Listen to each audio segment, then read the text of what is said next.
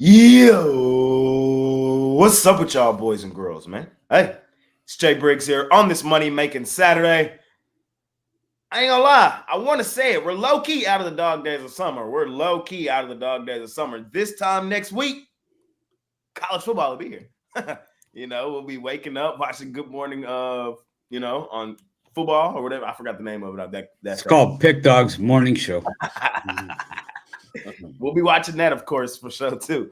But yeah, man, we're here, man. I'm excited. We got a lot of action today. We got Major League Baseball. We have 13 NFL games. We got 3 WNBA games. We got a really nice UFC card tonight. So all day action, man. All day action. I'm excited, ready to make some money today. I got a good crew of handicappers with me.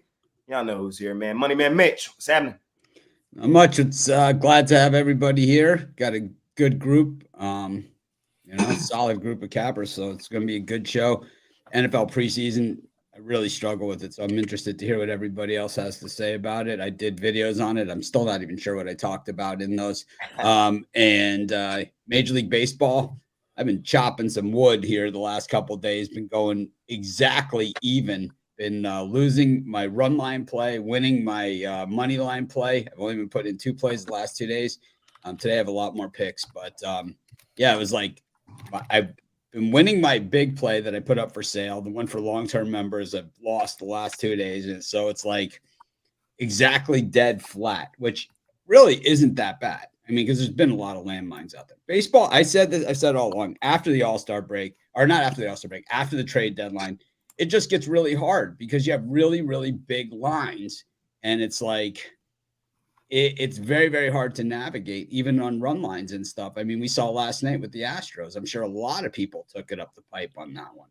A lot of them did, and, it's fixed. It's sure that, no, it's called guys playing for a job. Most of these guys are making, even the ones that aren't getting paid top dollar, $400,000 a year or something to hit a ball with a bat. I mean, most of these guys, probably couldn't get a job that pays that, if they weren't hitting a ball with a bat or catching it in a glove. So, there's a lot of guys playing for a lot more things than just, the teams that you see playing for playoff spots. That's for sure. So, you always have to take that into account, and should be another interesting day. And I'm excited to see more preseason and some of these, some of the players that will be playing today more than the guys that aren't. Yes, sir. Yes, sir. Yes, sir. Joe Vaughn, what's happening, my man? How you doing today? Hey, what's going on, Jay? I was on a nice little run in MLB. That fell by the wayside as I was on the Diamondbacks. They was holding on to a lead, and then they weren't. So it's just one of those things where the bullpen couldn't close it out. They did try to come back. They tied it up 4-4, and then 9th inning, the bullpen gave it up again. So just one of those things. That's baseball. Looking to get right back at it. Because I was on a nice little run. That's for damn sure. My WNBA hit smoker. So, Yes, sir. Big day today. 4 sports if you want to count UFC.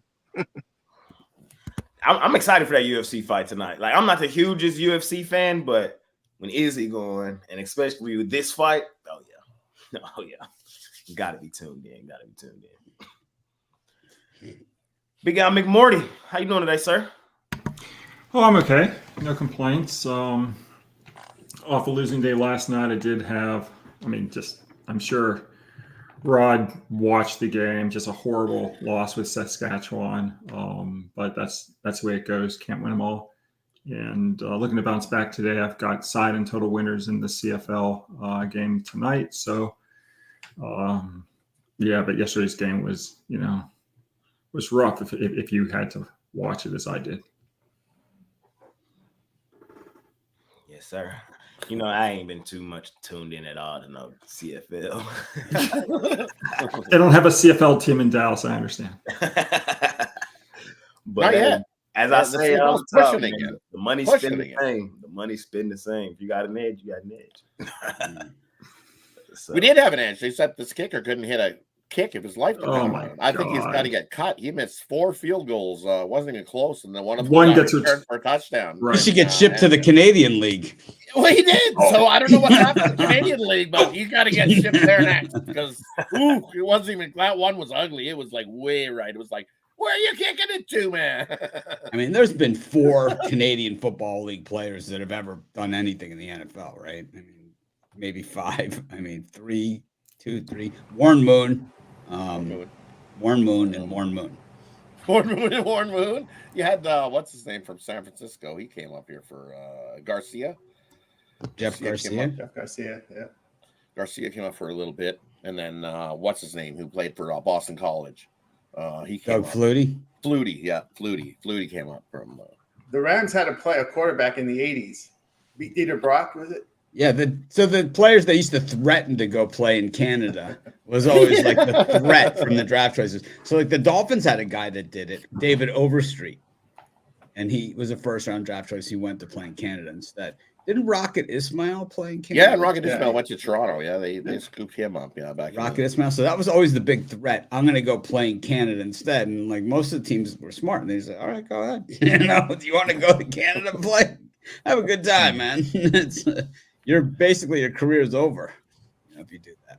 Unless you're Nathan Rourke, and he's just rolling right along. He just inked the biggest CFL quarterback contract ever. Warren Moon would have had that. He would have, yeah. Warren Moon would have had that if but Warren Moon was really the only real Canadian superstar that went to the NFL and was also a superstar. Right? Yeah. Well, I would say easily he's the number one that played in both leagues. Him and Gretzky. Gretzky was in the NFL. Nice. Did he get in there as a wide receiver? Catching? Could have. That's why he played behind the net. He didn't want to get hit. He was soft. He'll even admit it. He said he came in and he snuck in and he goes, I found a place behind the net and nobody came back and hit me. So he goes, I just passed the puck up front. And he goes, I found a place where nobody hit me. And it is what it is. He goes, I got in and I got out. Because he could have played another 5-6 years easily and really cemented some points, but got out.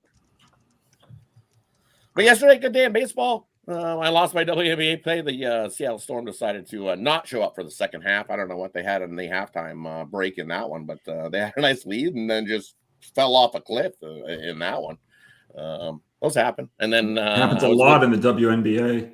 Oh, second half just fell off. What did you do? Did you go for lunch? Did you have a big steak dinner? What happened? You see it in the WNBA, not to say like in the fourth quarter, a team will get 5 points. You're like, what? 5 points? Yeah, what happened? But the Storm did it right in the third quarter, and then we see in the Saskatchewan Rough Riders. I say he was in.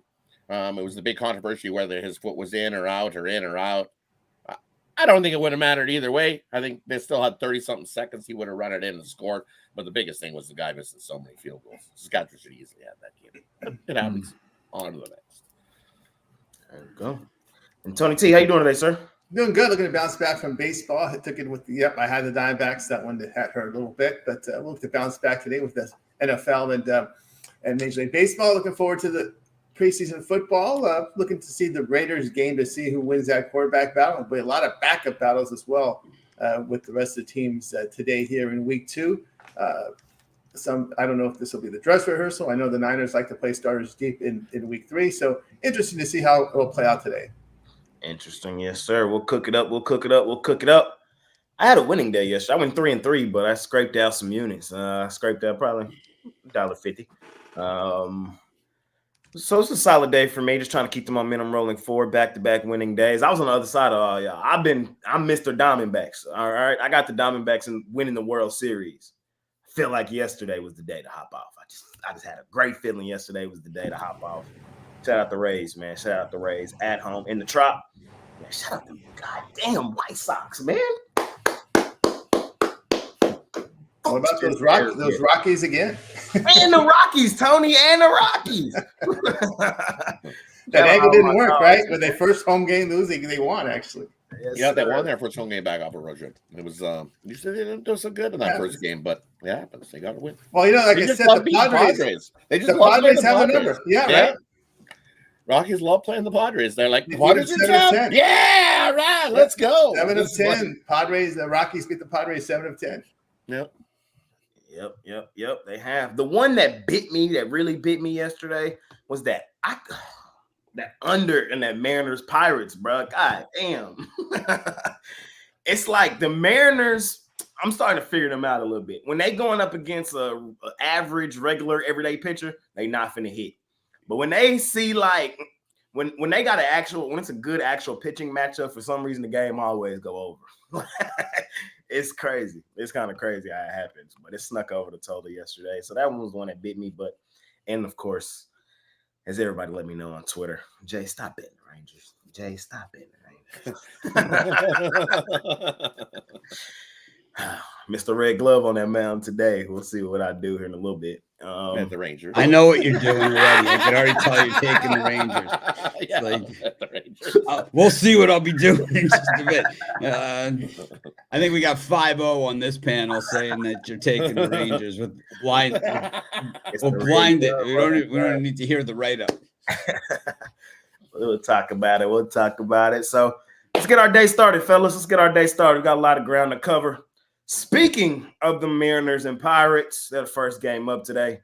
We also got the Yankees and the Tigers, and we got the Blue Jays and the Cubs. Mitch, turn me up, man. What you got for us today? Lead us off. I like I'm rolling with the Pirates here. I'm so done with the Mariners. I said this a while ago. I think this team has been done for a while. They've got no bats whatsoever. Castillo is going today, but he's hardly the Castillo that we've seen in recent years. He's got, and I know, most teams would say, oh man, he's got a 3.50 ERA and all this other stuff. It's like, that's so not Castillo numbers. He's like a 2.87 ERA guy. He's a guy that, he's a Zach Wheeler type, right? He'll throw 7 shutout innings and the team will still lose the game and he'll get a no decision. I mean, that is who Castillo is. That's who he was in Cincinnati, and that's who he's been in Seattle. But this year, not quite there. And the Mariners, they had plenty of chances to put the Astros away. Plenty of chances to put everybody away. We thought the Rangers would be coming, the Astros. We talked about it the whole year, and we're like, they're 10 games up, but they should be 20 up, and they're going to need to be 20 up because the Astros aren't just going to sit there. They're banged up. They're going to get healthy, and all of a sudden, Bregman's going to start hitting. Alvarez is going to be hitting all season long. Why isn't he mentioned in the MVP thing? Is he? I mean, I don't follow that sort of stuff, but I mean, he's got to be one of the MVPs of all of baseball. I mean, no one even wants to pitch to this guy. And then, Altuve, he just pretty much gets under everybody's skin, and that's what they do. And then everybody else joins in. I mean, they've done it with half a pitching staff this year. But back to this game, the Pirates seem to string wins together. They were terrible on the road on this last road trip. It was pretty much marked the end of their season.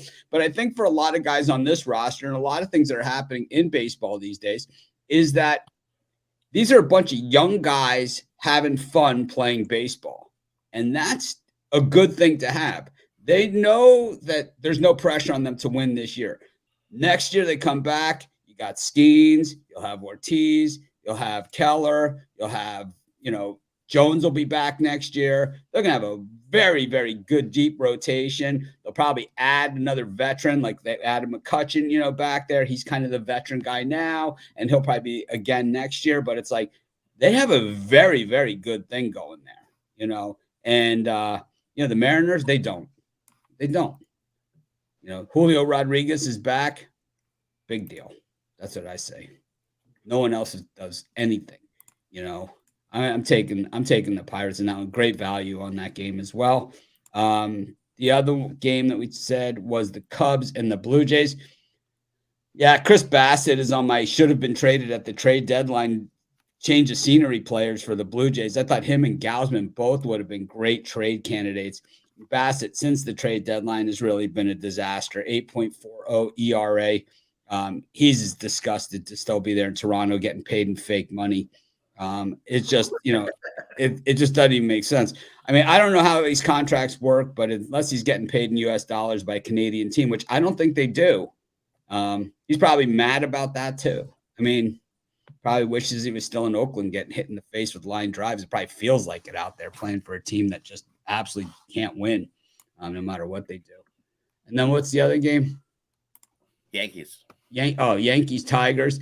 Boy, any way you could slice it to try and find an angle here for the Tigers, right? With this big money payout at home, especially a team that wins late in the season.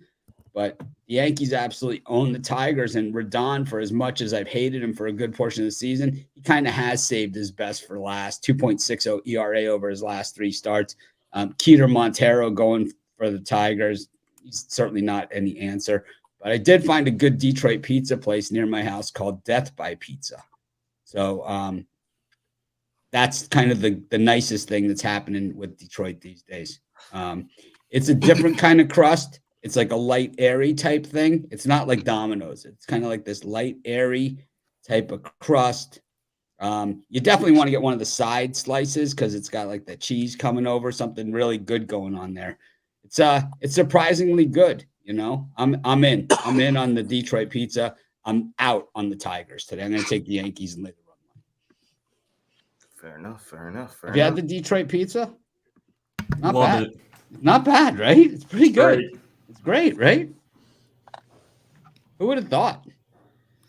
I mean, Yeah, my wife's from Detroit, so I've been eating a lot of Detroit pizza over the last 10 years. So. Yeah, it's like it's not Domino's. Like you think Detroit pizza, you think Domino's, but it's like it's not Domino's. No, it's yeah, I mean it's great. It's I mean in Los Angeles here, there's so many Detroit stuff. I mean it's been the hottest thing for the last 6 years.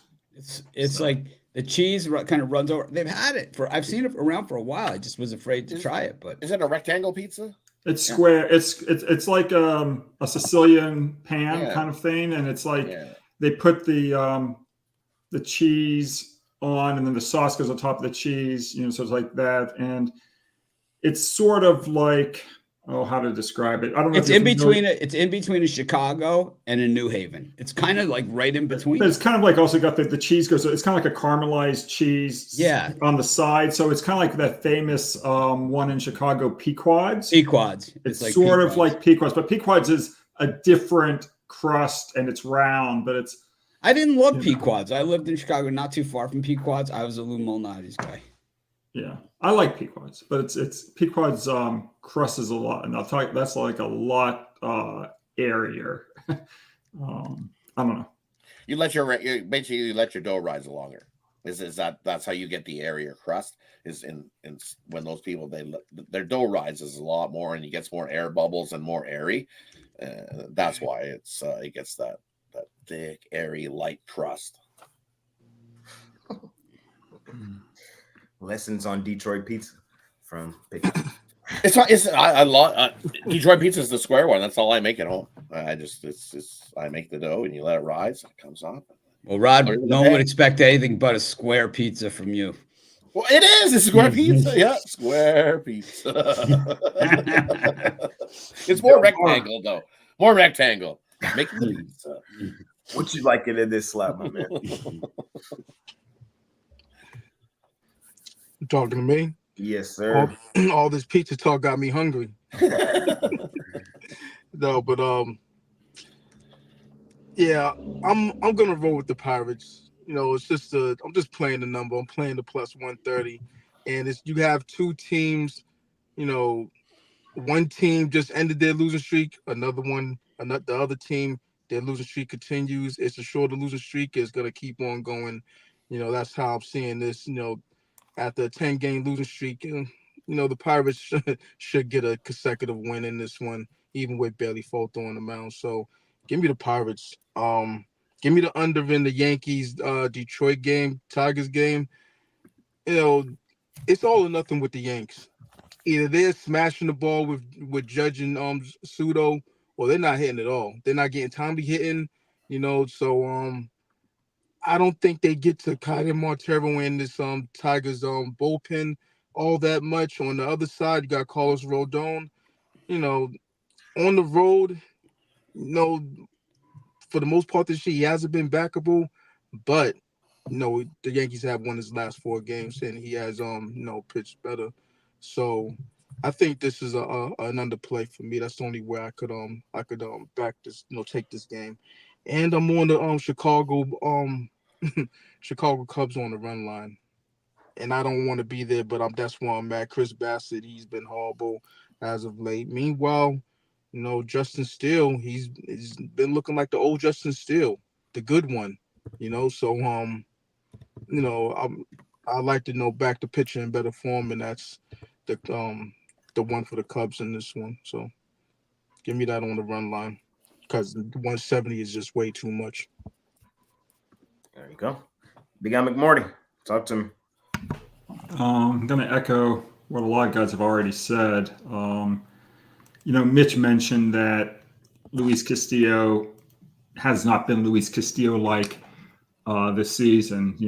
Mitch said he's normally a 2.87 pitcher. Well, he has been himself at home this season. His ERA at home is 2.85, but away from home, he's been pedestrian. He has a 4-6 record and a 4.14 ERA. So I think after snapping their long losing streak last night, I like the Buccos to win their second straight. I like Justin Steele compared to Chris Bassett. Bassett, as Mitch mentioned, been horrible lately. 7.65 ERA over his last 4, and Steele's ERA over his last 4 is 3.52. So I'll take the Cubbies. And Carlos Rodon has been real strong this year in the daytime, 4-1 record with a 3.25 ERA. So I'll take the Yankees.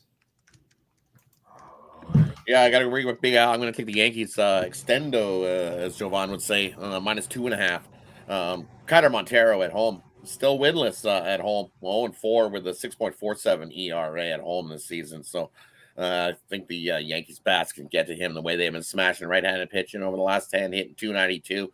And you look on the other side, Detroit hasn't been hitting left-handed pitching, only hitting 194 over their last 10 games. And the way Montero's been going, I'm going to take the Yankees to beat up on Detroit. Take the -2.5 in that one. And I like the over between the Cubs and the Blue Jays. Bassett has been awful, so he's going to give up some. I think Steele can still give up some as well. And at 8, I think we get well over 8 in that total.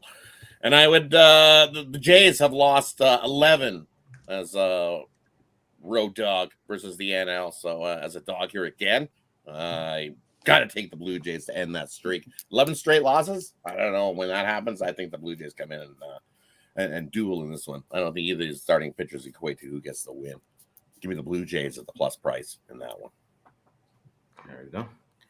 And Tony T. Yeah, I'll look at the Mariners and Pirates under the total. Castillo passed 7 starts, ERA of 2.27, limiting the base runners 1.03 with the whip. Mariners, we know, just not hitting the ball. 172 batting average, past 10 go under there. Have to agree there with the Yankees. A run line here against the Tigers. Montero, as Rod said, horrible at home. Well, his past 3 home starts, giving up 15 runs in 17 innings. He's getting hurt by the home run ball. I know what that means against this Yankee lineup. And we'll go here with the Cubs, take the plus with the run line here. Blue Jays bullpen past 10 games, ERA over 5. We know how bad Bassett's form has been, so we'll do run line and take the plus money with the Cubs. There you go. Quickly for me in this slot, it's probably my least favorite slot of the day, so I'm not going to waste a lot of time. I would lean under Pirates Mariners. Still don't trust the Mariners bats, bro. They're trash, bro. They're going to cough up the division. It's going to be the Astros, and it's going to be because the Mariners can't hit a baseball. All right, you can have as good as much pitching as you want. If you can't hit, you can't win. Simple. I'm going back to the under in that one. Castillo should pitch well. Falter, hopefully he's all right. Tigers-Yankees. It's a stay away for me. If I'm not really laying extendos with the Yankees for the remainder of the season. If I'm not fading them, I'm probably staying off the game. It's kind of my analysis with the Yankees for the rest of the season. And I don't really think Montero is the guy to take a shot with on the Tigers. So kind of just a stay away. And then Blue Jays Cubs. I'm kind of thinking the same thing Jovan said. Laying a run line with the Cubs is kind of crazy, but I think that's where I got to be. I just think that's where I got to be. So Justin Steele has pitched all right. Bassett on the road, I don't trust him. Chasing a plus money is what I'm doing in this game. Small lean on the Cubbies. Let's keep it rolling. Hey, we got them Arizona Diamondbacks, my World Series champion, out on the road facing the Tampa Bay Rays. We got the money Marlins out on the road facing the New York Mets. And we got the Washington Nationals out on the road facing the Philadelphia Phillies. Jovan, you're up first here in this slot, my man. You're muted. We got Miami, right? Yes, sir. Miami, Washington, and Arizona. Yeah, so I'm gonna roll with the over in the Marlins and Mets game, and I'm gonna roll with the Marlins. I want to be on the plus side with this game. Luis Severino hasn't looked well, as of late. I think his last several starts, so, he's given up at least several runs. Same thing with Max Meyer, but both of these teams are hitting the ball, overall, lately. But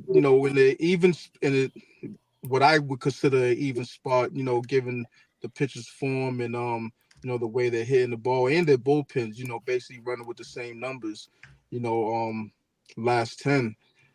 I want to be on the plus side.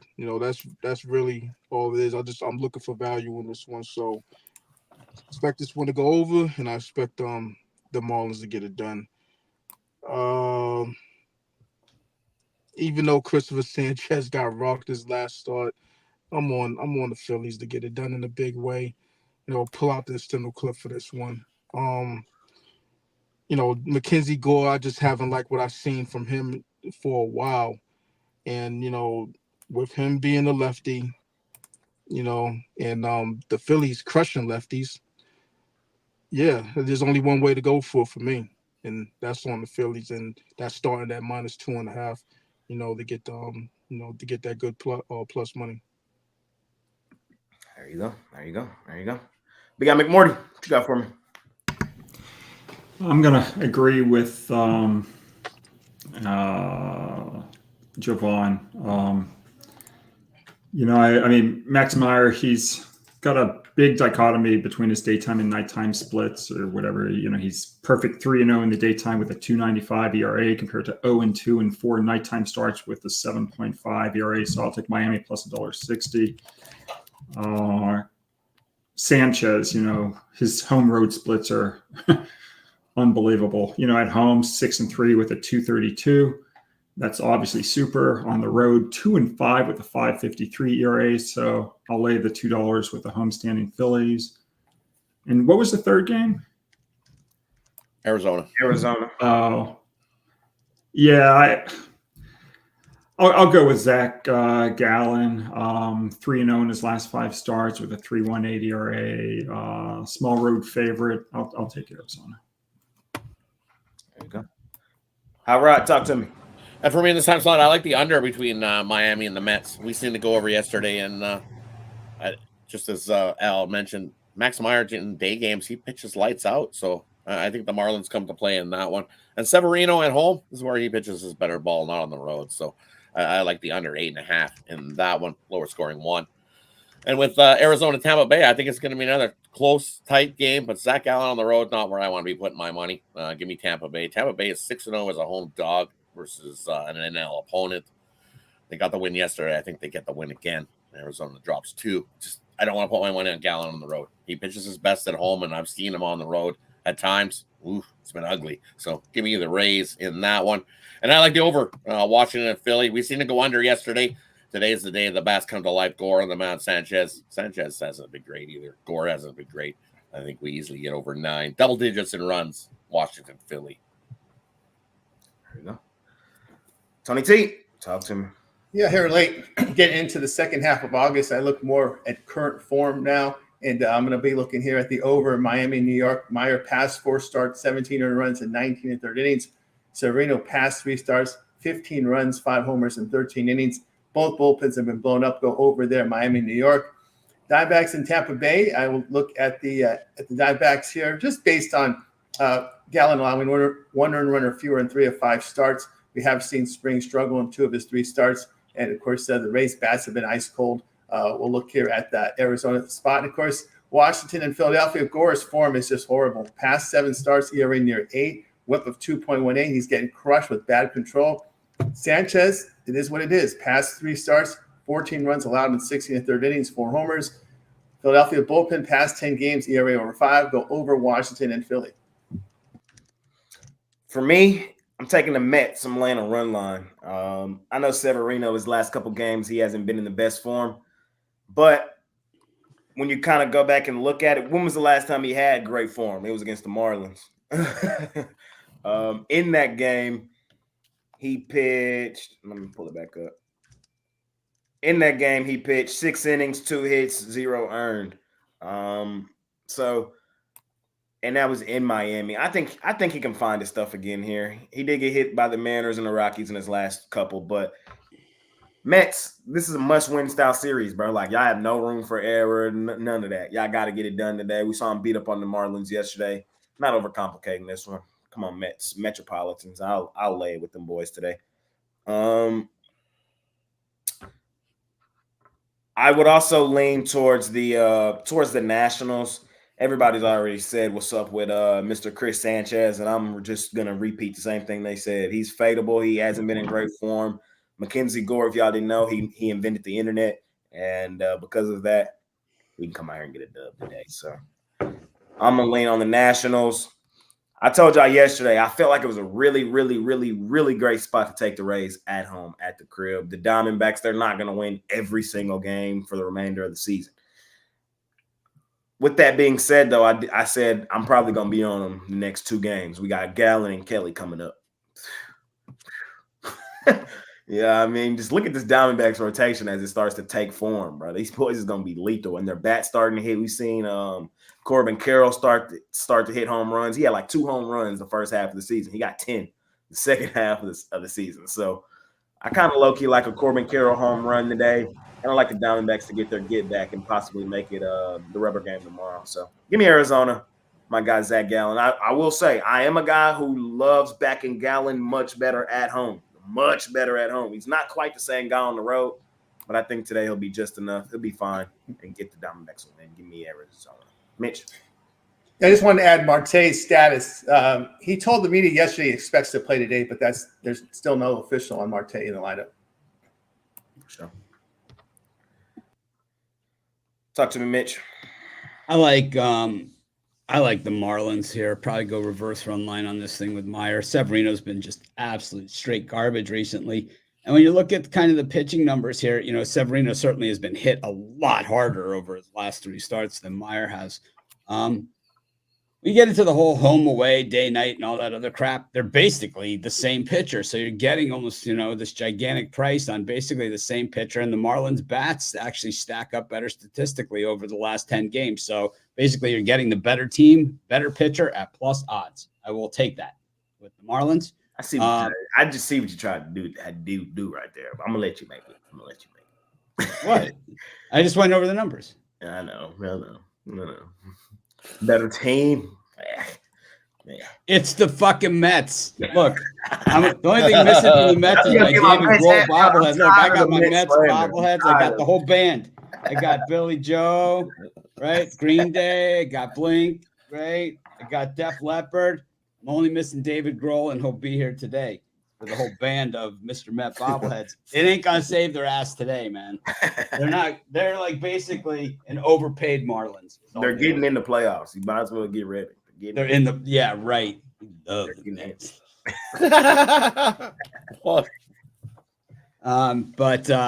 Yeah, I'm definitely taking the Marlins in that one. I also like the Washington Nationals against the Phillies. I understand Sanchez is a better pitcher at home, but the Phillies just haven't been a team that's stringing together a lot of wins recently, and they've strung together here. The thing is, they do string a lot together against the Nationals more than any other team out there. But I think Mackenzie Gore is one of these guys. You know, he did invent the internet, but he also is the better pitcher of these two. He has the higher ceiling. We've seen him throughout his career wear down over the second half of the season. He's a young pitcher still. Chris Sanchez, though, is wearing down something fierce. 7+ ERA over his last 3 starts. Like Al said, a lot of those were on the road, but it doesn't matter. It's still Chris Sanchez, and I'm not laying that kind of price with him under any circumstances. And the Phillies, so here's the deal with the Phillies, and I'm sure all our Philly fans and things, and Mitch doesn't know what he's talking about, all that other shit, right? Fuck Mitch. It basically is you have a lot of really good players and not a very good team. And I think that's what Phillies are. It's just a lot of good players and not a good team. They only have one guy that's really a team player on the whole team. Boom. right? The only guy. Whole freaking team. That's really a team player. Everybody else is just a bunch of individuals, including Bryce Harper. Nobody likes, right? You love Bryce Harper. Yeah, right. Nobody likes Bryce Harper. You can tell. They all look at him like, this guy thinks you think you're better than me. And Rays-Diamondbacks. The Diamondbacks fought the good fight last night. Didn't get it. They gave up the lead. They had the lead. They gave up the lead. They tied it up in the ninth inning, heartbreaking fashion. And then, I don't know what the hell they were doing. They had 2 outs. Couldn't get it. Couldn't close the deal. But I think today they do. I like the D-backs in that one against the Tampa Bay Rays. Fair enough, fellas. Let's keep it rolling. Still got a lot of ground to cover today. We got the Royals and the Reds. We got the Red Sox and the O's. And we got the Twins and the Rangers. Big Al McMorty, you're up first in this one. Oh, let's see. Royals and Reds. Yeah, I'm going to look for this game to go over the total. Waka's having a nice season, but he's done his best work at home where he's gone 5-1 with a 3.14 ERA. On the road, 4-5 with a 3.82. Lodolo has a 5.70 ERA over his last 5 and a 4.99 ERA at home compared to 3.05 on the road. So I'll take the over. I'm staying away from Red Sox, Orioles. What was the other one? Twins, Texas. Yes, sir. Oh, yeah. Jay's going to hate this. I mean, Eovaldi, he's not in good form. 5.57 ERA over his last 4. Festa, on the other hand, has a 2.04 ERA over his last 4 games, including a 1.08 ERA over his last 2. So I'll take the Twins as a road dog. So, Wacky, talk to me. And for me in this one, I like the Royals here. Walker's just been pitching lights out. They've won 7 of his last 8 starts. And on the other side of the mound, Lodolo, well, he hasn't been good. 1-1 with an over 6 ERA over his last 3. And the Reds, well, they're 1-9 in their last 10 as a favorite versus the American League. So give me the Royals in that one. I know the Royals haven't been the greatest on the road, but they love coming here and beating up on the Reds. So give me the Royals in that one. And I got to go with the plus price in Boston here in Bayo on the mound. Baltimore at home. It's just, I don't want to lay anything with Baltimore and Suarez on the mound. No thanks. Boston's just been crushing it. Both teams have been crushing it. What was it, 20-something runs yesterday? Probably get the over again, but I like Boston to get the win there. And with Minnesota, got to just keep going with riding with Minnesota, as Big Al said. Festa's been pretty good. Eovaldi, not so good. Texas, that bullpen's still scary, and I don't want to lay anything with a Texas team. And chasing a run line with Texas, I've been there, done that, and tried it. No thanks, not doing it again. Staying away from Texas the rest of the season. Give me the Twins in that one. There you go. With voice inflection. Twins. Tony T, talk to me. Yep, continue to ride current form here late in the baseball season. Look at the Royals here. Walker allowed 2 earned runs or fewer in 9 of 11 starts over that period of time. ERA 2.5, whip of 1.07. Lodolo in his past 4 home starts, 18 runs allowed, 18 2/3 innings, struggling with control with the home run ball. KC's won 12 of 17 on the road. Look at KC in that spot. Red Sox Orioles just go over. These bullpens are just getting pounded here. Bayo in his past 9 starts, giving up 28 earned runs in 48 2/3 innings over there. And can look at the Twins. Festa in better form right now over his past 4 starts. Eovaldi, past 5 starts, getting hammered. ERA 6.5 with a bullpen ERA of over 6 the past 10, and a weak hitting team over that span as well. We'll look at Minnesota at the plus at Minnesota in this one. Y'all know who on that mound today, man. Y'all know who the hell is on the mound today. Mr. Cash a Ticket, Mr. Get the fucking Job Done, Mr. Bell. I'm on the Red Sox, man. Short, sweet, simple. These boys, man, don't do nothing but cash behind Bayo. Y'all know this. We've been on the Red Sox. We've been riding them. They've won 7 of his last 8 starts. Make that 8 of his last 10. All I see, I know he wasn't in the greatest of form, but I think he's low-key starting to find it. That's my story. You ain't got to believe it, but that's my story. I think he's low-key starting to find it.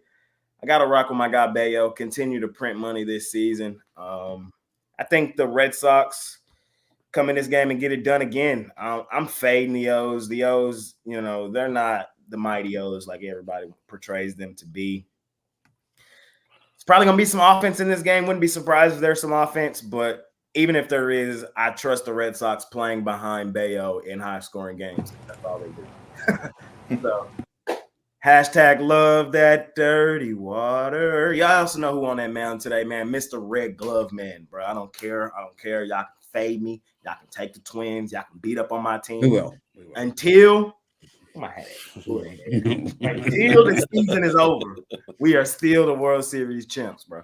And look, I know we're in bad form. I know this is probably one of the worst defends of a World Series title.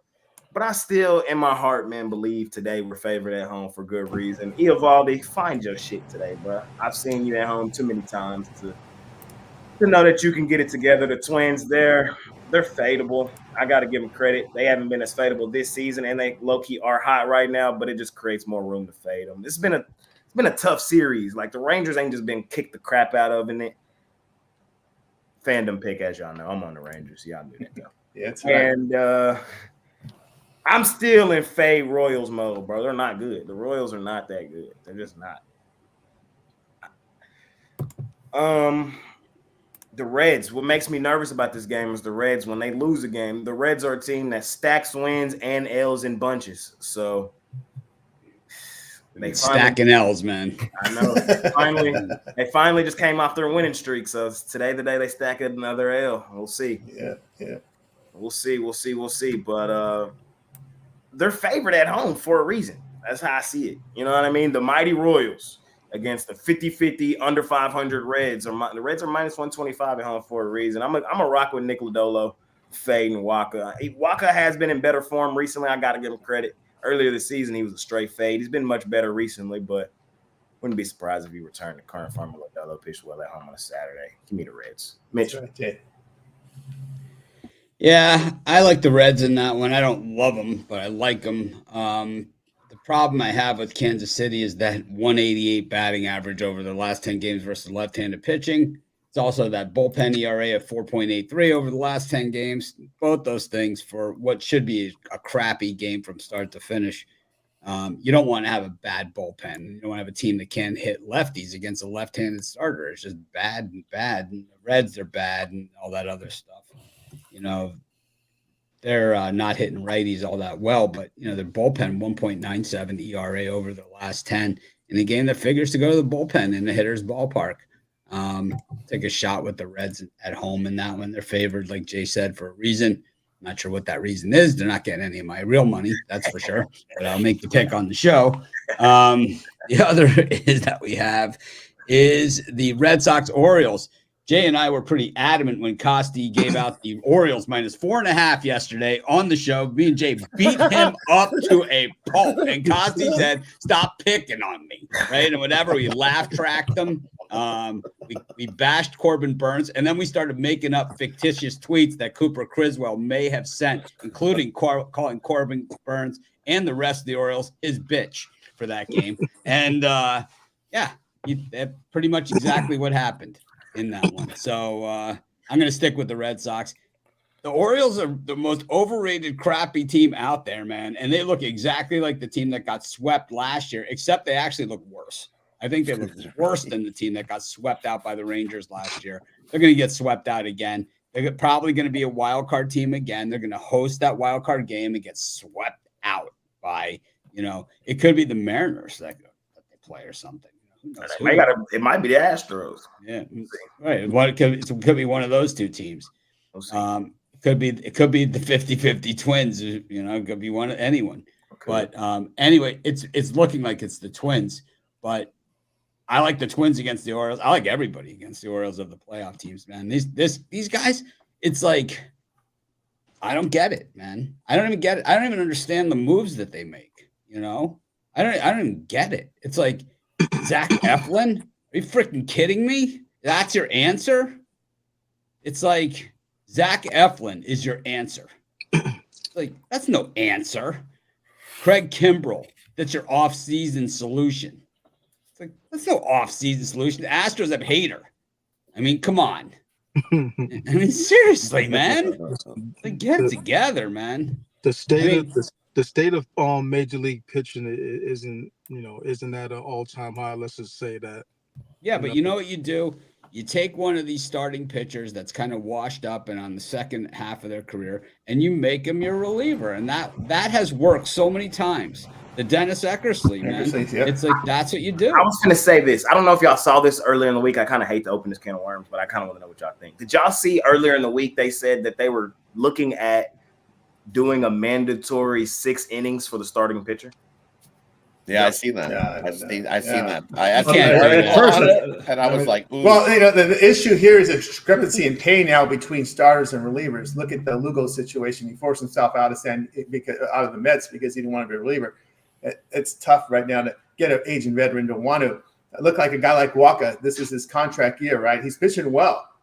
And would you ask him to be a reliever? I don't know. It's a huge difference in pay between now relievers and starters. Yeah, and Major League Baseball also, and that's why Crochet, the same thing, right? He wants starter money, the same thing. And the thing with baseball is not one player has ever crossed the picket line. It is the strongest union, not just in sports, in the history of unions, man. If the players don't want it, it is not going to happen. It's not going to happen if the players don't want it because they are the strongest union that there is. They canceled the World Series, man. These guys do not care about us. Believe me. Why do you think Patrick Corbin makes $160 million, man? Guaranteed money.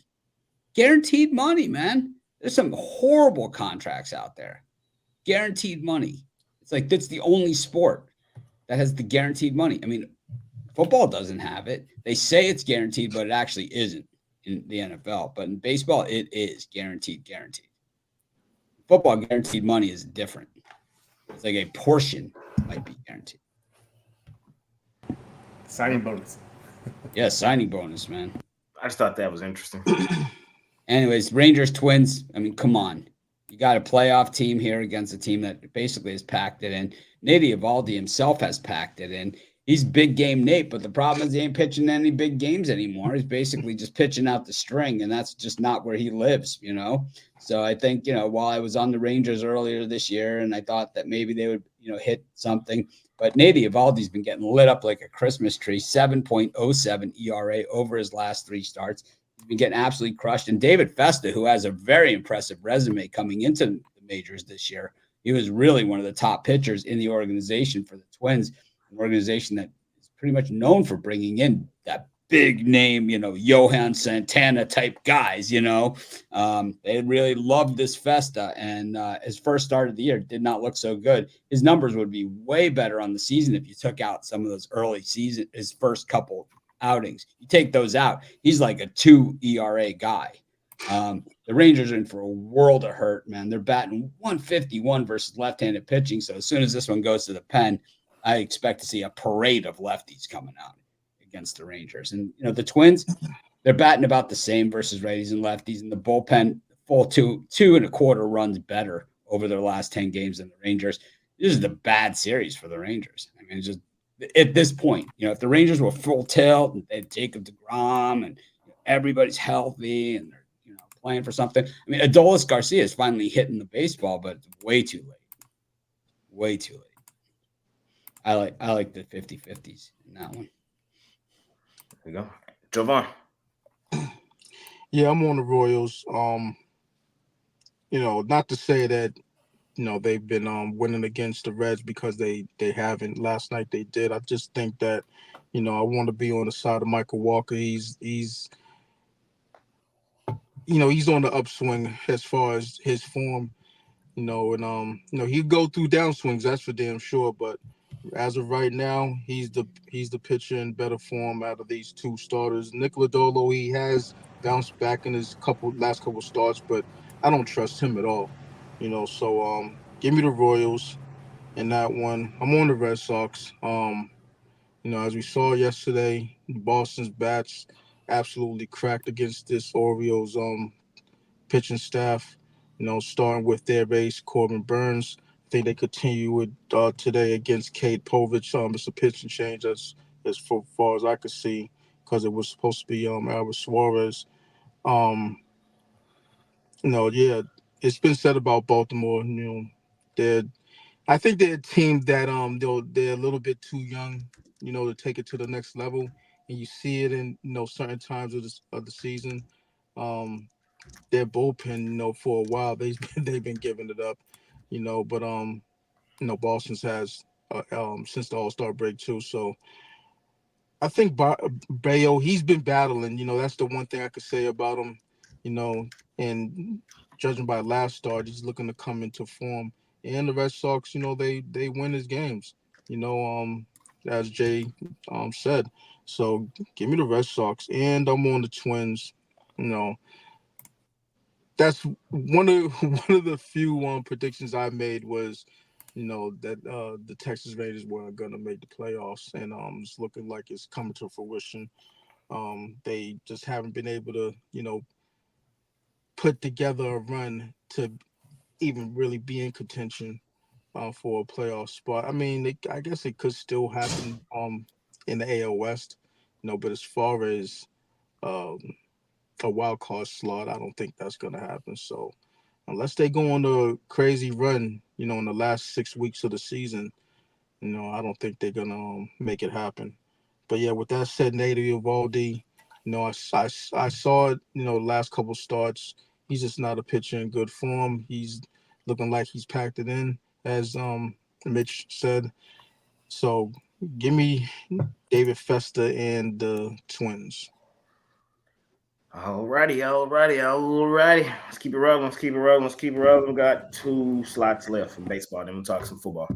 We got the A's and the Giants. They did not play yesterday, but they active today. We got them Astros and the White Sox. White Sox plus 310. We cashed 220 yesterday. 310. Appetizing? Anybody? And we got the Guardians and the Brewers. Hot Rod, you up?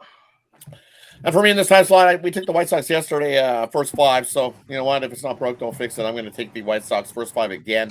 You look, sure, Chris Flexen, he is 0-5 and with a 7.7 ERA over his last few, but he's already. Isn't he like 0-12 in his last 12 or something? I think he goes way further back than the 0-5. Oh yeah, I'm just going back to the last 5. You can go back farther than that. He's been a fade machine to actually win the game. Nah, I don't want to be putting my money on a full game with the White Sox at all, because then I just want to take that bullpen out of the equation. You look at Flexen, he faced Houston once already this season, went solid 6 innings. And guess what? The White Sox got the win in the first 5. They lost the game 5-3, but they had the lead in the 5th inning, and that's all we need. So give me the White Sox in the first 5, but we know what happens after that. I was waiting for it yesterday for them to implode, and it was close because the Astros were coming, but the White Sox hang on and got the win thanks to Robertson having a nice game.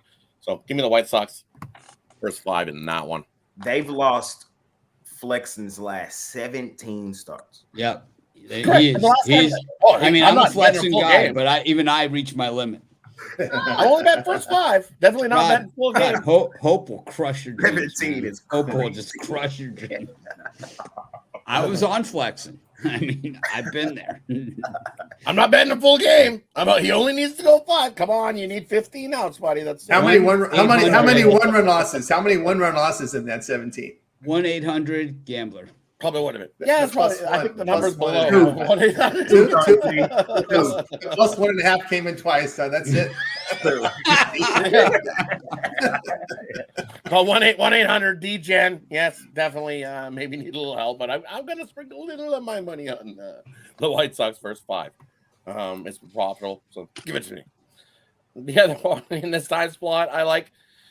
If you look at the Dodgers in St. Louis, and this line just looks real fishy, like they're just trying to bait you into taking the Dodgers. It's like minus 129. We see Glasnow earlier this season versus St. Louis, and he was a minus 280. And now he's only about minus 29. You look, Pallant going for St. Louis is awful, absolutely awful. And Glasnow, he's been pitching lights out. So. It's a Bobby Miller. Glasnow's on the injured list. An injured list. Oh, Bobby Miller? Bobby Miller, even worse. Even worse. Bobby Miller's back. Oh, all right. Give me St. Louis. Not too much on Bobby, man. Not too much on Bobby. Yeah, not too much on Bobby. I'm a fade Bobby. I don't. Either of these stars are not going to equate to who gets the win, and this will give me the over 9 and give me the Cardinals to get the win in that one. That price just seems fishy to me. Fair enough. Tony T, talk to him. All right, I will look at the Oakland Athletics here in this spot. Birdsong has been hammered over his past 2 starts, 13 earned runs, 4 homers. That was against the Tigers and Nationals lineup in just over 6 innings. Vito, a little better form here. Athletics have won 4 of 5 overall, 11-18 at home. Giants struggling at hitting the baseball in the last 10 games. Look at Oakland in that spot. Guardians and Brewers, I believe it was the game you asked for here. I'll look at the Guardians here to get it done. BB, they went for BB, 18-5 behind him. Past 4 starts, 4 earned runs in 22 innings, a whip of .94.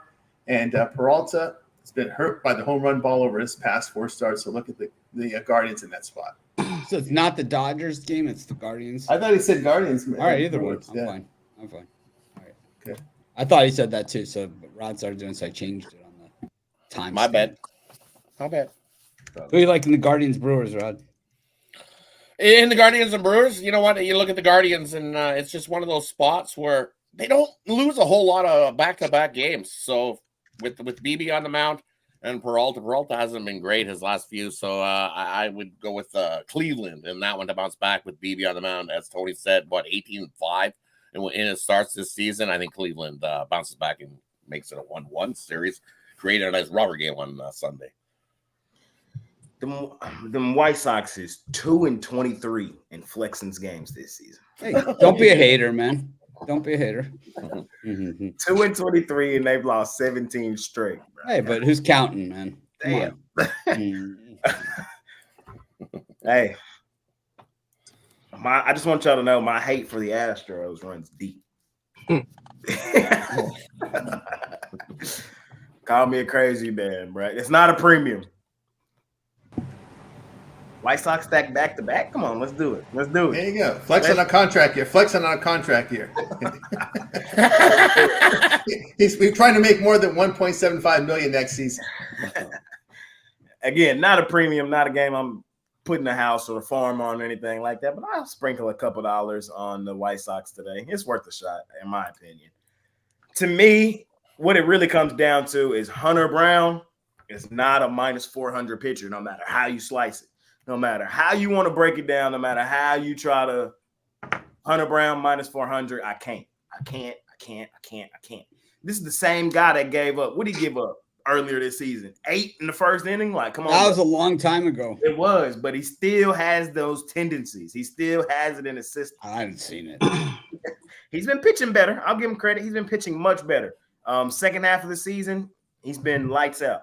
I know because I've been fading his ass and it ain't been as profitable. But minus 400 with Hunter Brown, can't do it, won't do it. I'll take a shot, just a small shot. If you're rocking with me, rock with me, man. Let's go, White Sox. I'm with y'all on the Guardians. Give me a run line with the Guardians today. They've shown me some slight flashes that they can win on that run line. Earlier in the season, y'all have heard me on this spiel plenty of times. It's a reverse run line today because they're dogs. I know the Brewers have been really good this season, and you're getting, but you're going to give me plus money with the Guardians, who have been one of the best teams in baseball all season, whose offense I know can ignite, and they've been playing well here. Like they said, set up the rubber game tomorrow. I really want to attack a nice plus money price with the Guardians. So I'm going to lay 1.5 with them. You probably got to, if you want to look for, because they're dogs, you probably got to go to alternate lines, and it'll be there.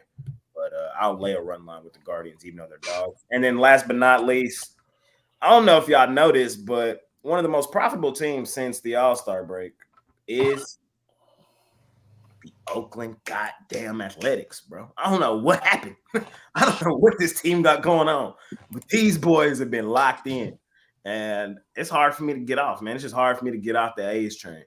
And I'm staying on it. It's really just that simple. This is really a 50-50 game, and I'm getting the team that's been playing the better baseball at plus money at home.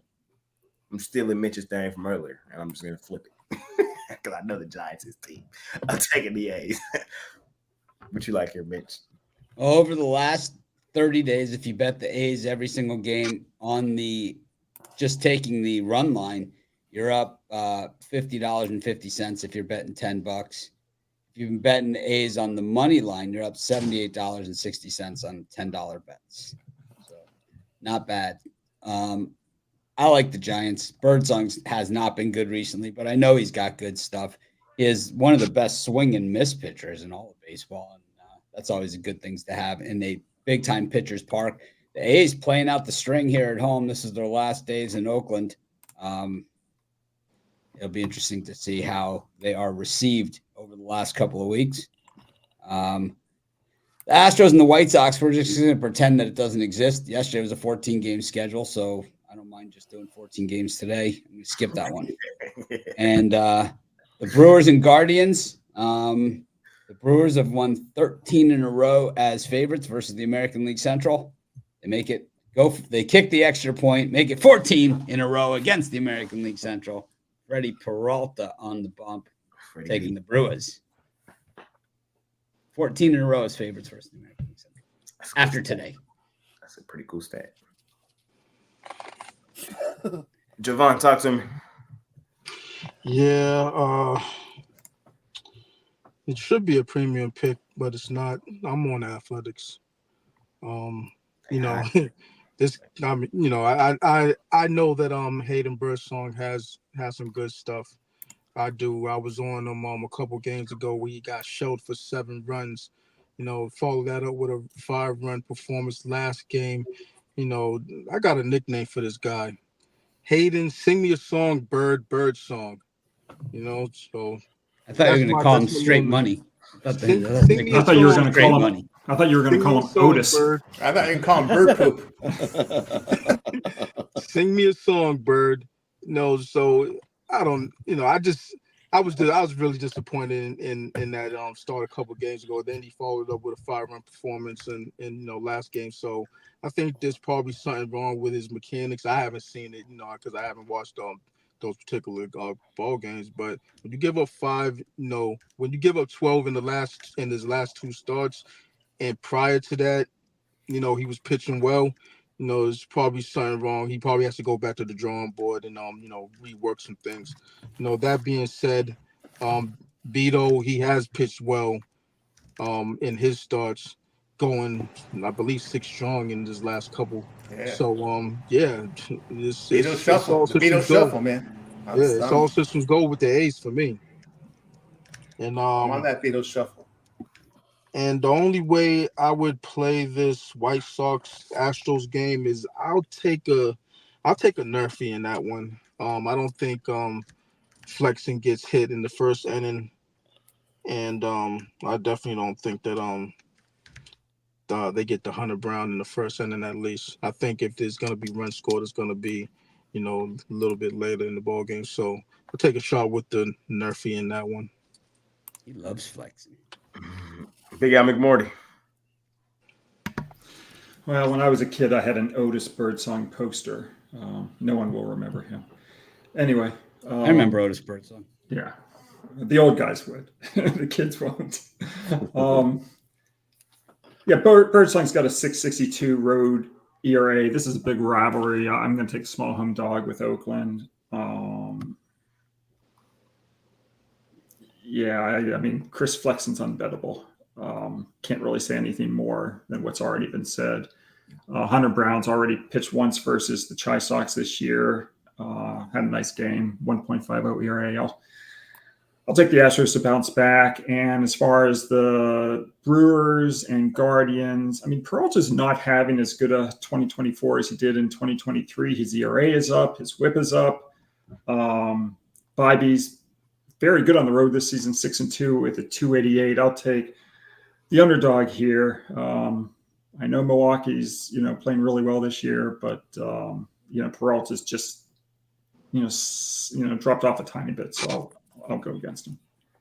Last slide in Major League Baseball. We got the Dodgers and the Cardinals, the Padres and the Rockies, Braves and the Angels. Tony T. Yeah, I'm going to be looking here at the over here, Dodgers and Cardinals. And not only Bob Miller been pounded at home, and they demoted him to Oklahoma City, been pounded there too. ERA near 6 over 5 starts. Palat, past 3 home starts, 12 earned runs in 16 innings. LA Penn, ERA 4.5 over the past 7. So over the Cardinals. So we'll look over there. Padres and Rockies. No, not the home dog today. I'll go under the total in this one. Dylan Cease in the Padre bullpen here. And Freeland at home has been put up some impressive numbers here. Almost got me on that Rocky side, but the bullpen kept me off him here. Freeland past 5 home starts, ERA under 3, whip of 0.99. Look the under on that game. Also going under Braves and Angels. Sale on the mound. He's allowed 2 runs or fewer in 7 of 18. Canning a little better at home. And Angel bullpen over the past 10 games, ERA of 2.21. And we'll look under there with LA and Atlanta. I'm on the Rockies. Easy, short, sweet, simple. Let's do it. We know what they do at home, at the crib in the Rockies, bro. They win series is what they do. I tried to tell y'all about this yesterday. Some of y'all laughed at me. I know the Padres was red hot. I get it. We've seen plenty of good teams come to the Rockies and die this season and just go in there and die. I don't know what it is. It's odd. Sometimes you just got to ride with it, though. Yesterday, I said I like the Rockies to win today. I like the Rockies to win tomorrow. Padres probably steal game 3 and avoid getting swept with Musgrove on the mound. My story, I'm sticking to it. Tony T said it, man. Freeland, I don't know what's gotten into him, bro, but he been in that mode. And I think he'll be just fine at home today. Dylan Cease, I think the Rockies could probably do a little damage. So plus 170, taking the Rockies in the Rockies. Sign me up. The Braves got the stopper on the mound, Chris Sale. Fading his ass, though. The Braves is missing the playoffs, and that's my story. I'm sticking to it, bro. The Mets is getting in, the Braves is coming out. It's just how it's going to happen. So I'm going to continue to fade the Braves until given a reason not to. The prices just be too good. Like, they're still priced like they're one of the best teams in baseball, but they're not. They're banged up, missing stride. They're missing their 2 best players. So I ain't liking what I'm seeing from the Braves. I'm fading them. What are the Mets? They 1 game back? All right, let's do it, Mets. Come on, Mets. Let's do it. And Dodgers-Cardinals, I lean towards my guy, Bobby Miller. Come on, Bobby, get your shit back together, bro. Get together. Yeah, just a small lean on the Dodgers. Dodgers starting to get healthy. They're the better team. My National League Championship Dodgers is Diamondbacks, and Diamondbacks gonna get them. So that's what I got. Do you think Boston will get the last wild card spot? Yes. No. Yes. Boston is for sure getting the playoff spot. Love that dirty water. Mitch. I like the Padres. I wouldn't lay the run line or anything, but I just take them. Dylan Cease has been on fire. He can't be had. He's got 44 strikeouts. He's allowed 3 runs in his last 6 starts. I mean, he's smoking them. He's given up. Let me see how many hits over his last 6 starts. 1, 2, 3, 6. So he's given up 12 hits, but 6 of them came last time out against the Marlins when he gave up 2 runs or 5 runs. 2 of those were earned. So Cease has been exceptional, better than Chris Sale has been over the last month. I mean, he's been the better pitcher, including the no-hitter that he threw. And it's monster games. Him and Blake Snell have been just on fire. The Rockies, the thing also is the Padres, 7 in a row coming off of a loss. They bounced back really well from those losses. So the Rockies at home last night was just a tough spot, for the Padres. I said it in my video, the same thing. It was just like the Rockies coming back home. It's like that spot. I think Tony T is like has it playing on a loop. He just hits the button and says it. Rockies coming home. First game back home. Take them every time. But I think the Padres bounce back in this one. I like the Braves. I don't like the price. I know Rod is a big Griffin Canning guy, but I just not seeing the path. Right. I like the Dodgers against the Cardinals too. Cardinals are done. They're just done. Stick a fork in them. Yep. Finito Santiago. They're done.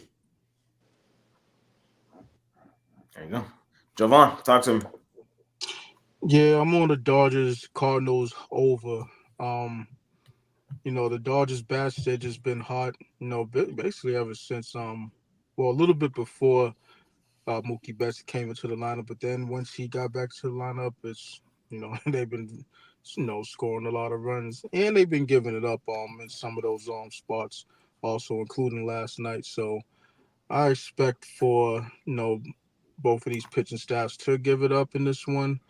I think 9 is a little bit too short, and I'm on the over in that one. I'm on the under in the Braves and Angels game. It's just a situation where the Braves can't hit their way out of a wet paper bag, for the most part. So Griffin Cannon could look better than he actually is in this one. Meanwhile, Chris Sale keeps on doing what Chris Sale's done all year, which is, mow people down, mow opposing batters down, keep runs at a minimum. So I thought he would be in regression mode by now, and obviously he hasn't. He usually, fades around this time of year, but he hasn't. So, gotta commend him for that. Just tip your cap. So give me the under in that one.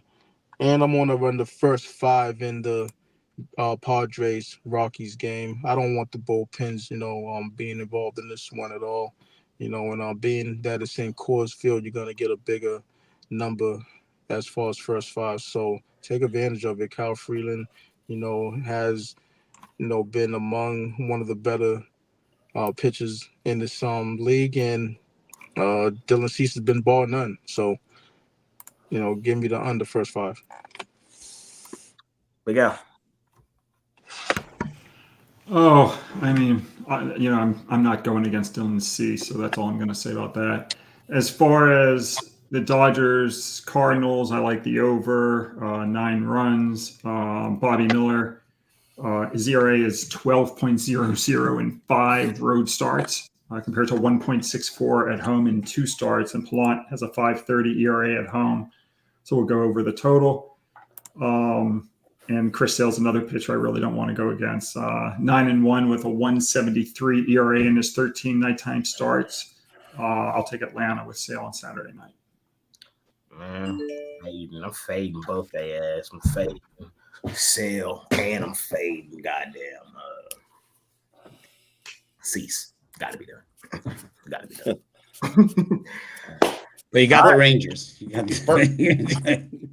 For me in this time slot, I'm gonna fade Cease too. You look at the last time he gave up 6 hits. Last time he faced the Rockies, he gave up 5 hits and 3 earned runs. He gave up a home run in that one as well. So the Rockies have definitely seen him, and the way Freeland's been pitching at home, I like the Rockies' first 5 in that one. The bullpen, we know what the Padres can do late in that one. So give me the Rockies' first 5, and we know I'm on the Cardinals. Bobby Miller's awful. Look at how many home runs he gives up. How many walks he gives up. Ooh, give me the Cardinals. Big. Give me the Cardinals on the run line in that one. Reverse. Beat up the Dodgers. I just realized the Rockies secured the season yesterday series, or the season, whatever you want to call it, season matchup against the Padres yesterday. Yeah, they won 7 of 10 against them. They did. Yeah. They got their number. They do. They usually get them after the Dodgers too. Sometimes. So, all right, fellas, we got some football to talk about. Man. I know we was back to long shows, man. We got 13 NFL preseason games. Let's get through it. First one up, we got the Falcons and the Ravens. This line has done some reversing. The Falcons are now favored. We got the Bengals and the Bears. And we got the Giants and the Texans. I'm up. What I like in this slot, I'm a little nervous because Big Al told you I just fade the line moves last week and how well that played out. But I like the Falcons here. I faded Baltimore last week, mainly because I feel like they're overrated, overvalued. Everybody, their mama, uncle, and auntie knows that they ripped off 24 straight in the preseason. That hasn't been who they've been recently, though. Last year didn't have the success, opened up this year with an L. Key for me with the Ravens, they don't have the depth at every position like they have in years past. The Ravens, still one of the best teams in the league, but they're now top-heavy. When you got to pay your players like Lamar and guys like that, you lose your depth on your team. And depth is mainly what we're looking for here in preseason action. Falcons, first-year head coach, rookie quarterback in Penix, Taylor Heineke, who's had real NFL minutes, real NFL starts during the regular season. Falcons type team I'm trying to attack in preseason action. So I would lean towards the Falcons, and I would also just fade the hype train of the Bears. I wouldn't lay 6.5 with the Bears in preseason action. I know Browning and company didn't look all that great last week. I'm not really expecting any starters or anything for the Bengals, but I'm not laying 6.5 with the Bears in preseason action. So them the two I like in this early slot. Mitch, any words from you here? Yeah, I'm going to take the Ravens against the Falcons. I think they bounce back here. I think the Falcons are a team that's really in deep dog shit this season. I think they're by one of the worst teams in the NFL. I think, the more Penix plays in the preseason and the better he looks, the more they're headed towards a quarterback controversy. And there's never been a team with a quarterback controversy that's ever been any good. And I think that is going to be, it just weighs on them and weighs on them and weighs on them. And then if you make the decision to go to Penix this season, oh man, then you just said, well, why did we give this guy all that money? And now we can't afford to get any players that can help us. It's like, oh, bad, man. Bad. As Eddie Murphy used to say, my kids ain't going to get the G.I. Joe with the Kung Fu grip. It's going to be bad. It's going to be way bad, man. It's going to be a disaster is what it's going to be. I don't like quarterback controversies, and I don't like teams that set it up for it. And that's exactly what the Falcons have done. They can go out and pick up whoever they want as free agents and trades and all those other things. It was like they made that trade to of Judon to the Falcons because they knew it was harmless, man. They knew it was harmless. That's what they do, the Patriots. Trade it to the most harmless place you can trade them. Trade it to the Falcons. The Ravens are, we're going to find out right out of the gate in week 1 exactly what they're made of. Of course, the Chiefs lost last year at home to start the season, so the Ravens could be a force. So I'm going to go with them here. I also like the Bengals against the Bears. I think the Bengals, have a lot of things to work on, but obviously they're not going to risk their starting players. You have, key players that, have missed significant time recently. Jamar Chase, Joe Burrow have missed significant time. So the Bengals understand the impact that injuries could have. They're not going to risk it for some game in Chicago against the Bears. I think, Caleb Williams actually looked a little better than, a lot of people expected playing against a third string defense with no Von Miller. But I think that, here against, a deeper Bengals team, a team that has a better defense, I think we will see him throw those interceptions that we know he's fully capable of doing. And the Giants against the Texans, these are two of the better coaches in the NFL right here, in this one. So, I think the Texans, this is their third game of the preseason. So even their scrubs kind of have some good reps, So I'll go with the Texans, probably one of the better plays for me. I don't love asterisk, man. I lost the first 4 games of the day last week. I think I won all the rest of them. So I was on a thing where preseason, I just stink at it. I'll tell you who's good at it. It's everybody else. I'm not, We'll get to the regular season. We'll do our NFL show. We'll have fun with it, but it's like preseason, man. It's like the only thing worse than preseason is next week of preseason. Next week of preseason. Next week, doing those videos for the last week of preseason, I just have not figured out the 3-game preseason. And I'll admit it. I'd way rather sit here and admit that I can't figure out the 3-game preseason than try and guess and confidently give out picks. I can only give my assessment, but the 4-game preseason, at least we understood, game 1, none of the starters were really going to play. Game 2, you might see the starters play a series. Game 3, the starters might play a quarter to even a half, depending on who the coach is and the way the game went down. And, the 4th game, it's all backups and guys trying to make the team and low down the depth chart. But in the 3-game, I don't really understand the layout because some guys are playing starters, some guys aren't playing starters. The starters are playing, it's like, I don't know, man. I'd rather bet on the Nationals against the Well, just wait till we get to two preseason games. I'm fine with it. I'm fine with it. It's like there used to be 6. So, I just wish that there wouldn't be that week off in between the third week and the regular season. Like no one's playing anyway. Like just fucking move it up. Like. Yep. Well, they're trying to push the Super Bowl as far back as they possibly can. I mean, that's really the whole idea. But yeah, it's extend it out. They used to start the NFL season on Labor Day weekend, but they don't do it anymore. Now they pushed it back a full week. Or since no one cares about the preseason, play the first week of August, the third week of August, and the fifth week of August. Like spread it out if you want to do that. What they're going to do is they're going to push the playoffs once the college football playoffs are over. It's taking away some of the shine of the NFL playoffs. I don't think it does. And I think you have a different audience. College football, there are a lot of people that like both, but I would say there are some people that NFL fans, a lot of them, that have no interest in college football. They don't watch it. They don't care about it. They don't nothing, but they will act like experts probably when the playoff starts, a lot like March Madness. So all of a sudden, there's a million Creighton fans out there. So, someone told me last night the NFL's looking at possibly an 18-game schedule with 2 bye weeks. Have you guys heard that? Yeah, what does the union say about that? I don't know. Union wanted the extra bye week. That's what they want the extra game, though. Both. Yeah, the bye week, and they wanted the extra bye week. Yeah.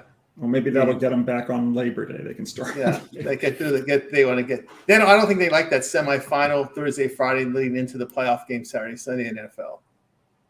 I don't like the NFL playoff games on Monday, and I don't like them on Peacock or on Amazon.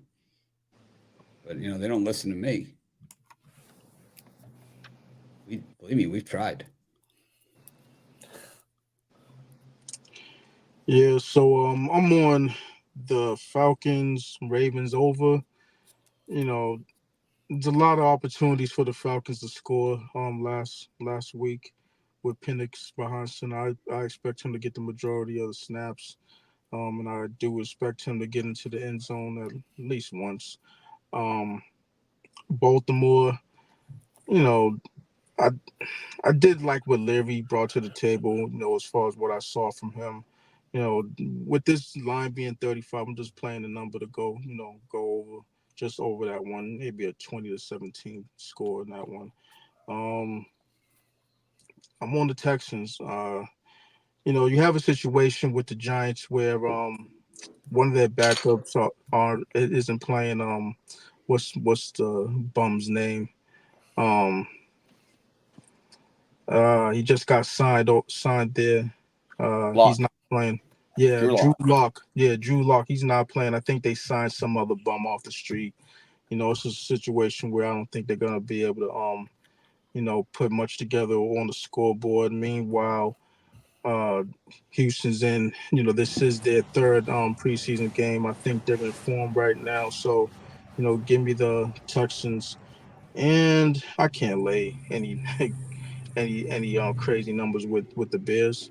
Even though I will say this, if they do, win this one in a big way or cover the spread, I'm gonna love to see the hype going into the season and fade that ass.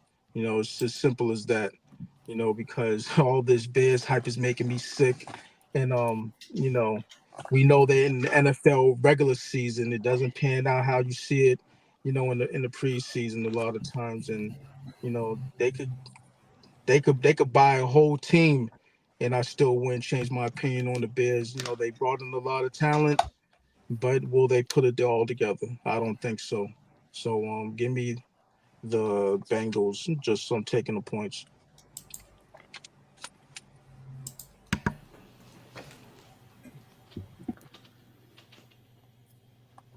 Big Al. Oh, of these 3 games, yeah, you mentioned the line moves, Jay. The Bears-Bengals has moved 3.5 points. DraftKings open -3. It's now 6.5. I'll take the Bengals. If you fade line moves of 1.5 points or more, so far this year, you're 10-4, including a nice win. That Eagles-Patriots game moved 5.5 points on Thursday. Everyone jumped all over the Patriots, and, Eagles got there.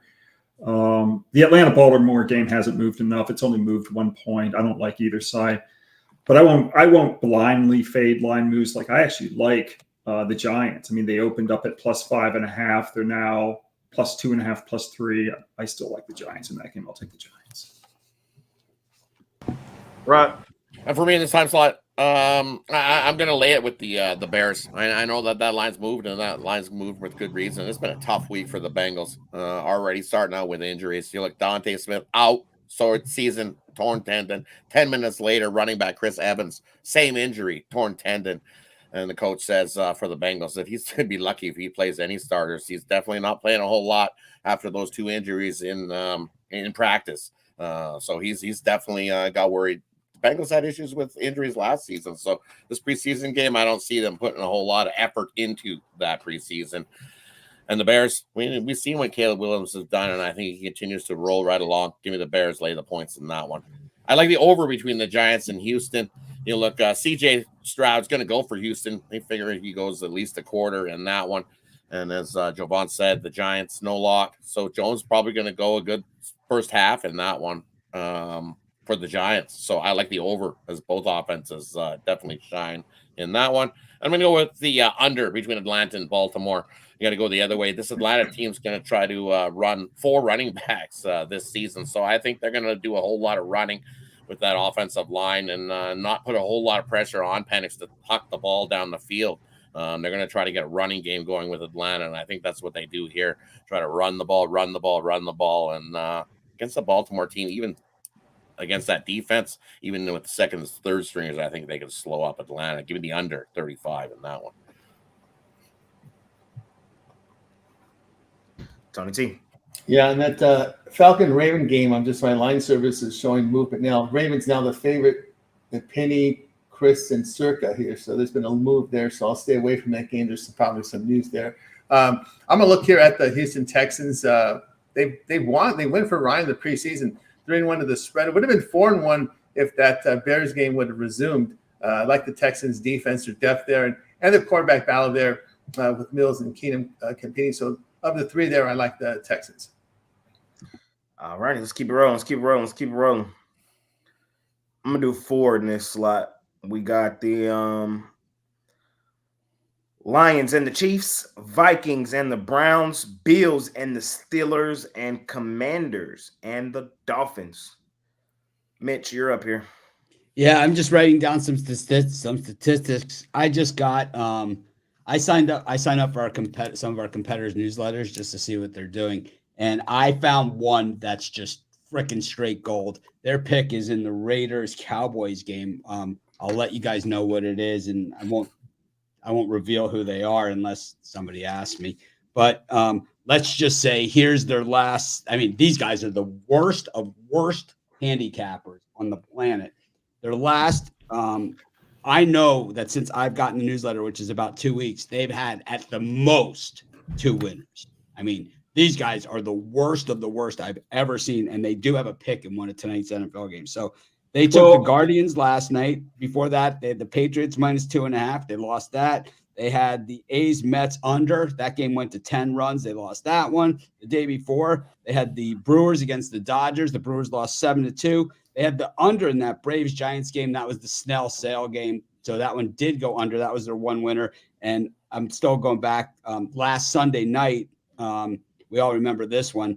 The Mariners and the Mets, they had the under in that 12-1 game. So, I mean, it goes even further tonight. Hopefully they have the Raiders tonight because I'm going to give out Dallas here on the show. No, I think they got the under. Or no, I think they have the over. Okay, I don't give us. They have the over. I don't care. They got the over. But this is what Brian Bitler terms as gold. It's his favorite term. He's like, you find a mush, you just fade them, you just fade it to it's like I've had many cappers over the years that I've wanted to get rid of at certain times that, guys that are no longer with us anymore. But Brian's like, you can't get rid of them. This is gold. But this is like one of the greatest things that's ever happened. And the beauty is that they have like a phone service aligned with them and who calls me. And I'm just like, look at your picks, man. We didn't give you those picks. It's like, here they are, man. It's like, I read them off to them. But anyways, we don't, as they say, they do a pretty good job of taking care of tearing themselves down. So we got Chiefs, Lions. Is that it? Jay, Chiefs, Lions. We did four here. We did Chiefs, Lions, Vikings, Browns, Steelers, Bills, Commanders, Dolphins. Oh God. Why? I like the Steelers against the Bills in that one. I think that the Steelers made a lot of mistakes last week. Mike Tomlin is a real, educational correction type coach. I think that the Steelers play a lot tighter game than they played last week, and that's why I like them there. The Bills, I mean, they played one series with their starters, and they basically said, we're not going to play anymore. They have problems. The Bills, like what I noticed in that game against the Bears, and while we could say Caleb Williams threw a nice pass, threw one good pass and all the things they had, his big pass, right, was 1 yard that the guy ran all the way down the field, DeAndre Swift. And then he got the full credit, right, for the amount of yards that the guy ran, but it was a 1 yard pass. But what I noticed about the Bills is they have serious secondary problems. Like DeMar Hamlin's back in there, and he doesn't look like the same player that he was, but he's still good, but they have nobody else. I mean, at least not last week they did. That's a problem. But I like the I like the Lions against the Chiefs, just simply too many points. I like the Browns against the Vikings. I thought the Packers beating up on the Browns last week was one of the biggest surprises on the board. I don't give out premium picks this year in preseason. I did a couple last year, but so far I haven't given out any, so I don't have any this year. But last week I would have given the Browns against the Packers, which just tells you why I don't give out premium preseason picks. I mean, I wasn't even close. They got their ass handed to them. I think the Browns are just a deeper team. The quarterback room looks pretty good there, on paper. And the Vikings, I think that I don't know. I think they're in trouble again. I mean, you draft a quarterback that's probably not the answer anyway, and now he's hurt. So now you're going to be stuck with him for another year to find out what how bad he really is. You got problems. You got big time problems. Dolphins-Commanders. The Dolphins are generally not a good preseason team at all. I'm going to go with the Commanders in that one. Skylar Thompson, who he's played in significant minutes in recent years. He looked like straight ass last week. I'll take the Commanders in that one. Just a lot more guys with a lot more to play for, on that team. What was the other one? Carolina Jets or Seattle, Tennessee? I don't even know. Doesn't matter. I'm good. Yeah. I'm on the Vikings, Browns over. Just think it's just too low for my liking. You're looking at a Minnesota team who doesn't have their first round draft pick. So that just means that Nick Mullins and Jaron Hall is going to be out there. Both, I know, ugly, but both have had starts at quarterback. Jaron Hall was short-lived because he lit that opponent up. I forget who the opponent was, and was it it was a game where they ended up losing. Actually, I don't know. No, they did win because their third stringer ended up doing well. But anyway, regardless of that, he did have a good start to that start that he got injured. So they didn't play all that well. Well, he didn't play all that well last game, I don't think. But I think in this one they put points on the board, and Cleveland, I think they put up more than the 10 that they put up last week. So then they're not starting their first two stringers. So you're gonna see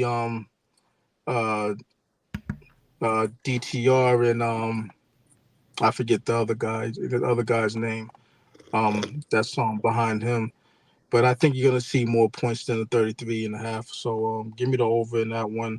I'm on Pittsburgh. Pittsburgh, they're just, even though they didn't win last week, they usually win under Mike Tomlin in the preseason, with this being a short line and considering the opponent, the Bills, who don't really care about preseason action. I think that they get the job done in this one. And I think one of their backups injured also. Bouchel, is he Michelle, injured? yeah, Michelle's hurt. Yeah. Yeah. So I think it's just a situation where and the line move went from what -5.5 or something to -1 or something like that. Was that it? Was that one of those games? This one? That's from 2.5, Pittsburgh, 2.5 down to 1, and a pick in some places now. Yeah. So Pittsburgh wasn't ever. Pittsburgh, no. See what happened? The line opened at 2. It went to 4. With the 4, okay, then it came down to 1. Then it came back. All right. That's all right. So, regardless of that, I think that. Well, that's because Buffalo yesterday announced they're going to play starters. That came out late last night. They played their starters last week, and I got to say, their receivers are just straight ass, man. They got nothing. They have nothing. Well, I know who they got over there in Pittsburgh. Given the fact that second half is where it's going to determine this game, regardless. So, I'm on the Steelers, and I'm not laying 7 points with KC in the preseason game. Just not happening. Nothing much to think about. Take Detroit, take the points. Yeah, McMorty. Yeah, I definitely agree with Javon there. I'm not laying 7 points in a preseason. I mean, the line opened 3.5, went to 7. This is just my philosophy. Most people would probably disagree with me, but I just think the market completely overrates who's playing or who's not playing or overvalues it. And it's, I've studied line moves in the preseason, 44 years. You're not going to go broke going against them. Just trust me on that. And that line opened 3.5 up to 7, take Detroit. What are the Minnesota-Cleveland? Is that one of the games? Yes. Yeah. Yeah, I'll pass that. I don't like that game at all. Washington-Miami, I'll take Washington. I mean, again, line open 1.5 up to 4.5, 5 at DraftKings. I'll take Washington. I like the Bills. I know the money is on the Bills. Actually, no, it's only moved a point. Yeah, because it went from 2 to 4, then down to 1. But I like the Bills. I also like the over in the game. I think the Bills only got 6 points last week, and I think the knee-jerk reaction. I think people, sell their offense short. But I like the over there. The other team that didn't score a lot last week was Detroit. They only got 3. I like the over in the Detroit game as well. All right.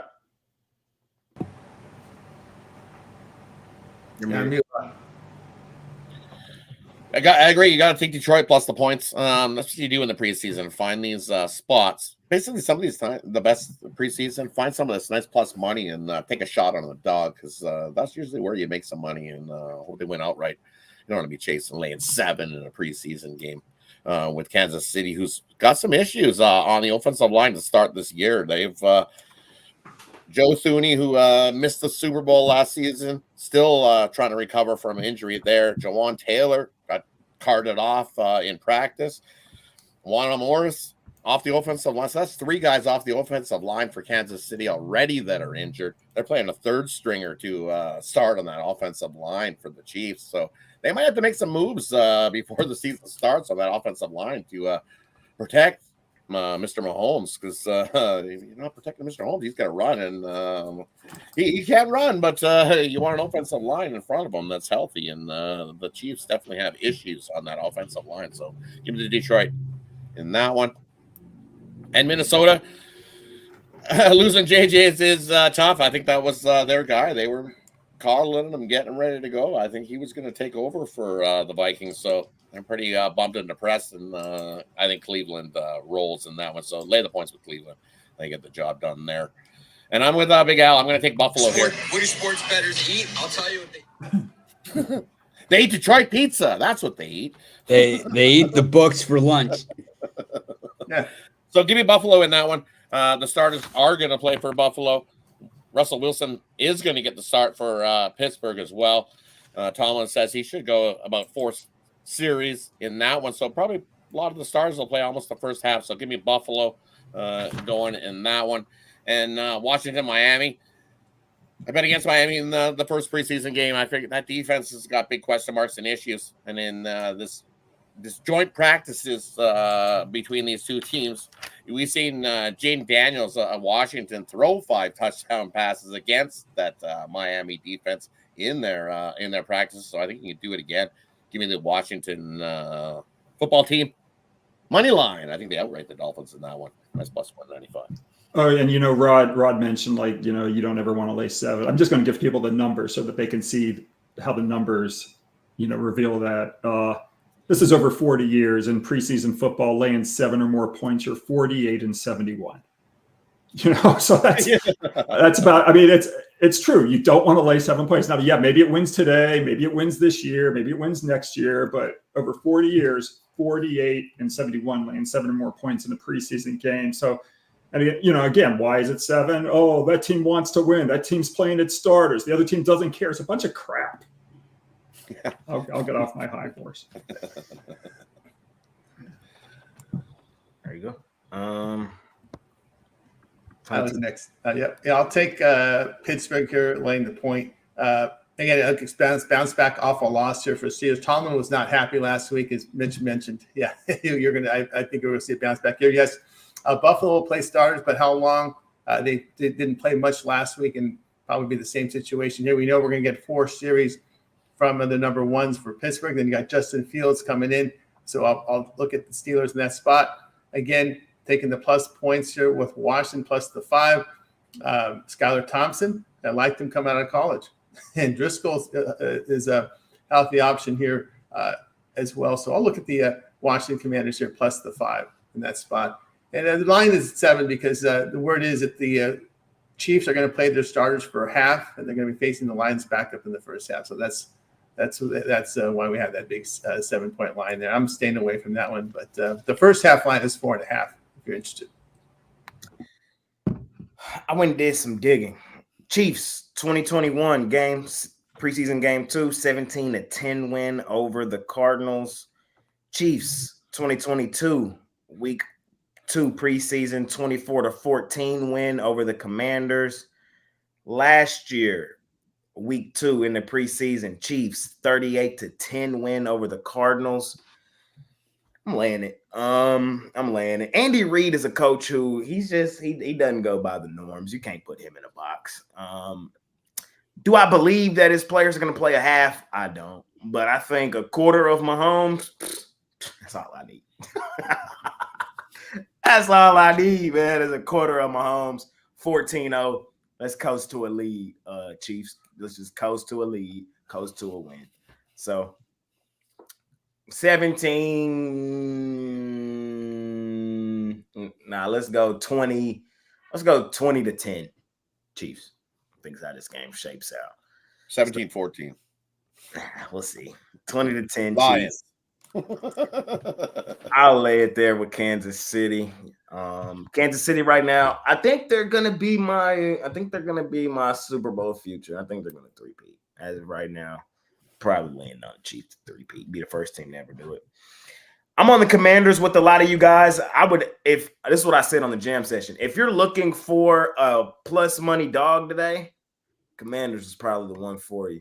I think they have a legitimate shot to win this game outright. Mainly being the Dolphins haven't cared about preseason action all that much under Coach Mike McDaniel. I don't see them starting to do so here. The Dolphins, they're just a team poised to go back to the playoffs like they were last year, a veteran group. The Commanders, they got a first-year coach over there. Not a first-year coach, but Dan Quinn's first year there in Washington. They got a rookie quarterback. They got things they need to work on. The Dolphins, I'm expecting them to kind of prioritize health. I'm with you guys on the Steelers. I don't care that the Bills are playing starters. The Bills looked atrocious last week. Steelers have great preseason track history. Trust Coach Tomlin. I like Wilson and Fields getting some action today. I'll take the Steelers. Vikings. What's been the key word for the Vikings through the preseason and through training camp? Injuries. That's been the key word for them. So, they just keep losing everybody. So because of that, I think they prioritize health and try to make it and limp towards the regular season with as many able bodies as possible. Cleveland really disappointed me last week, but still, they got the best quarterback room in all of the NFL. All of these guys could be quarterback 2 on somebody's roster. Can y'all play better today, please? Thank you. Jameis Winston, Dorian Thompson-Robinson, Tyler Huntley. That's a preseason style roster right there. Give me them guys. And yep, that's it. Let's keep it rolling. No Winston in that one today. No Winston today. So Huntley and DTR. Yep. Okay. We got the Colts and the Cardinals, the Titans and the Seahawks, and we'll just do all 6 of these together, bro. So if y'all, we'll do the last 6. So you ain't got to talk about all of them if you don't want to.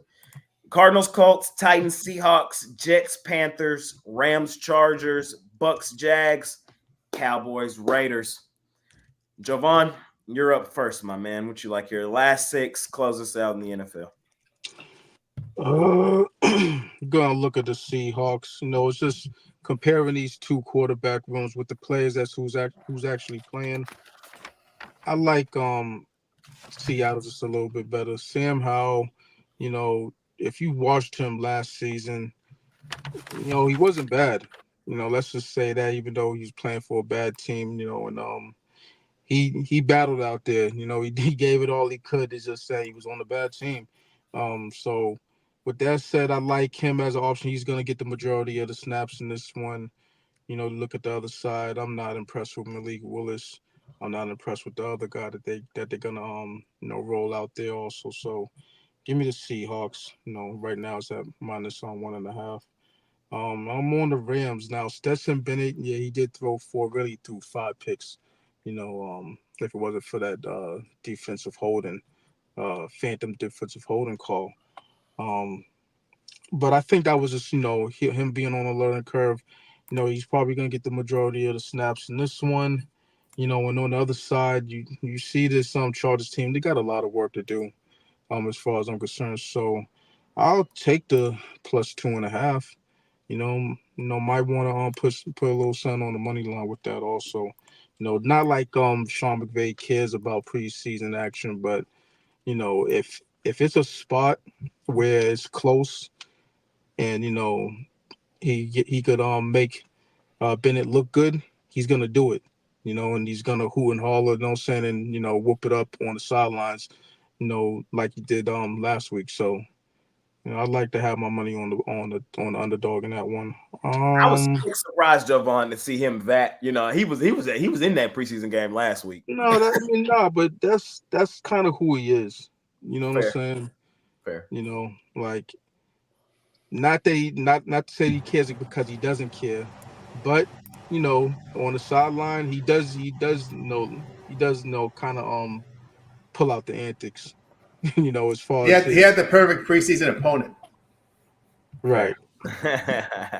Fair. So yeah, and Harbaugh on the other side, Harbaugh, if you know anything about him, he gets a little bit demonstrative on the sidelines as well. So, these are 2 guys where, in the heat of the battle, it doesn't matter if it's preseason, he get kind of sticky out there, and would like to see what the post game handshake would look like, in real action with these guys. We might see it if it's a certain situation is close, you might see 2 guys butting heads over there on the post game.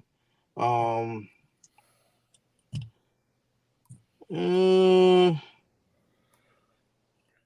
that's it.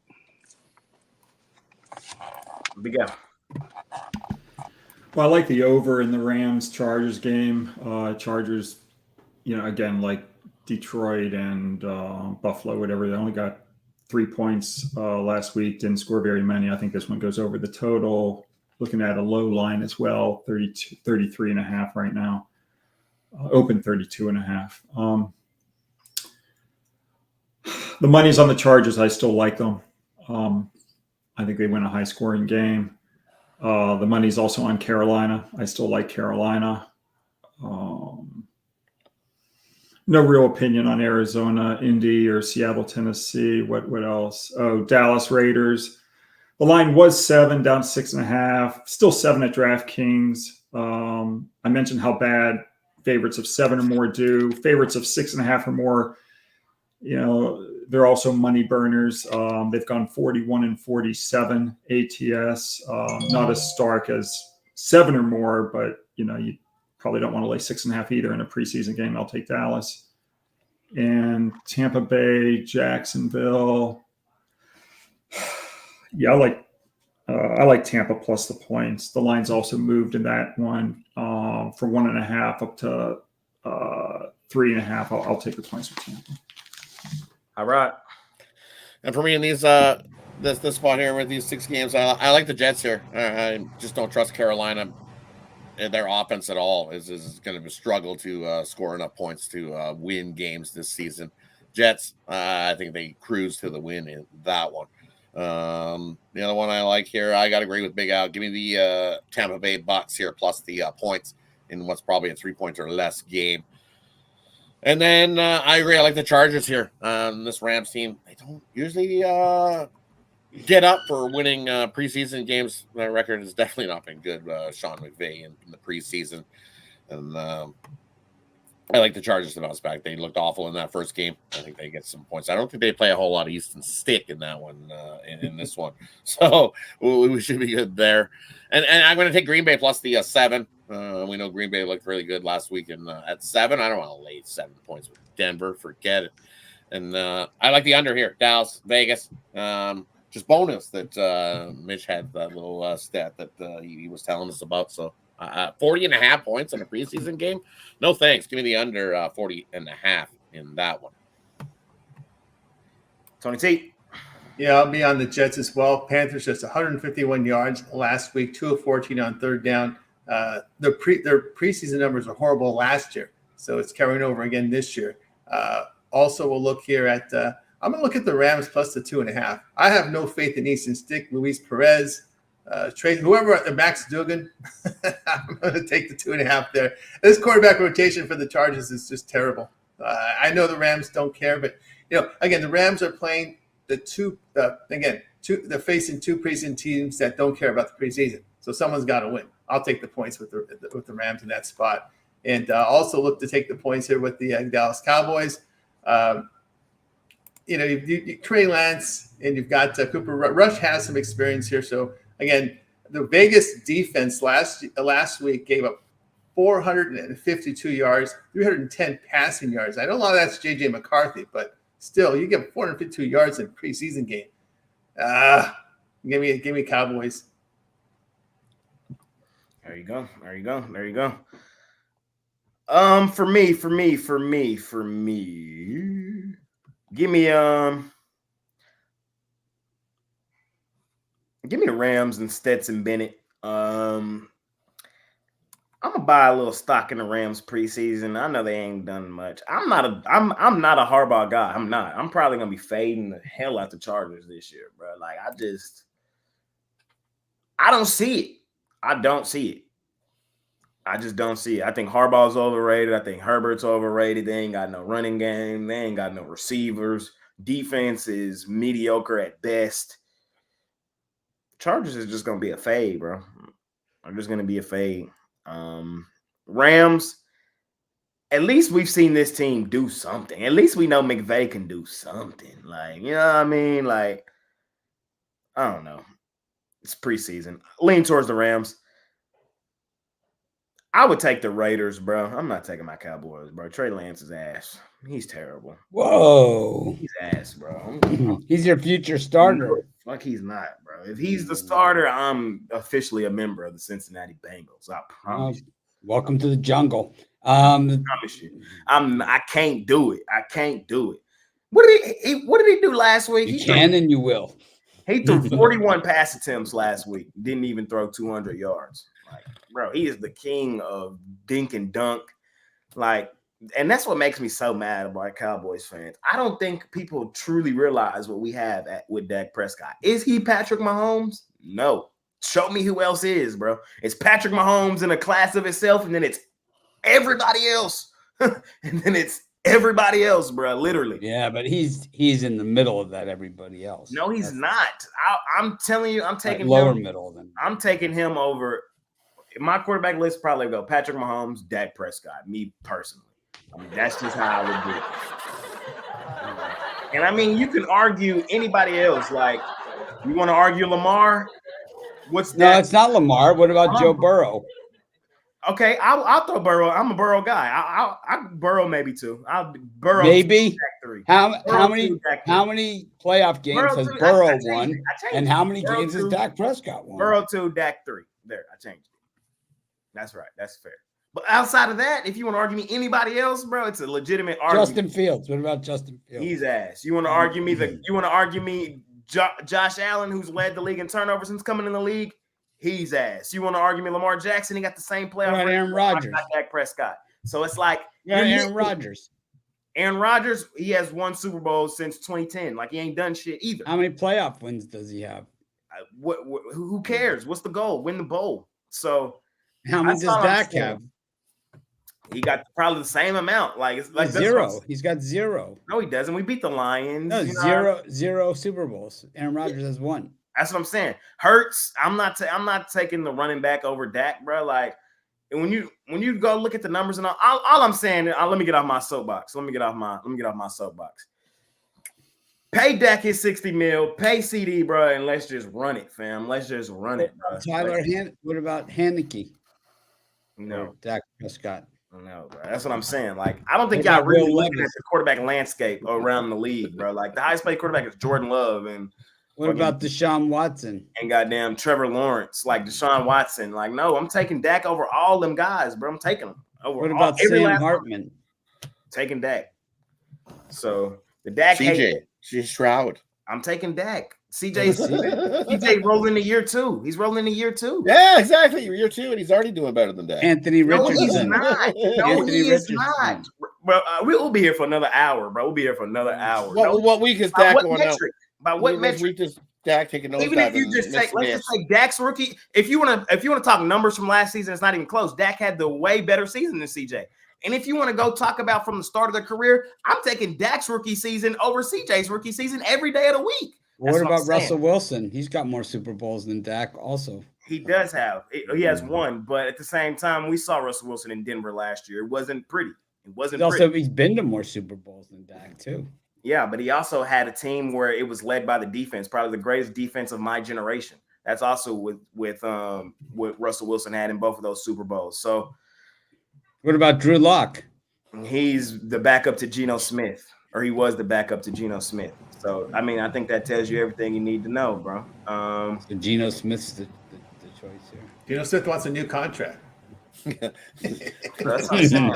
He just said that yesterday. I want a new contract. I want a new contract. Yeah, Mitch, I want a new contract. I got 19 weeks of Cowboys coming up. I'm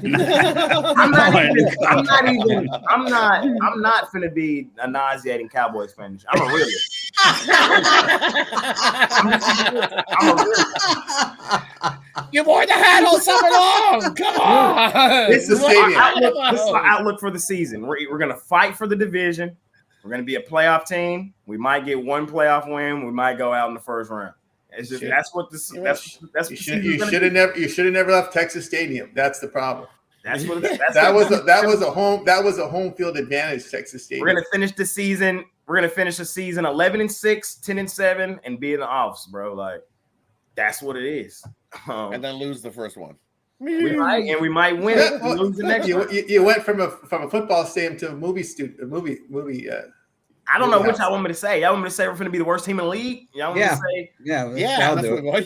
It's not going to happen. We're in the division. We're in the division with the Giants and the damn. What we want to hear is that Trey Lance will be run out of. We'll run out of Dallas. They're going to run him. It's funny because my NFL preview, I couldn't find it, but I got it in the Dallas airport. So it's the Dallas.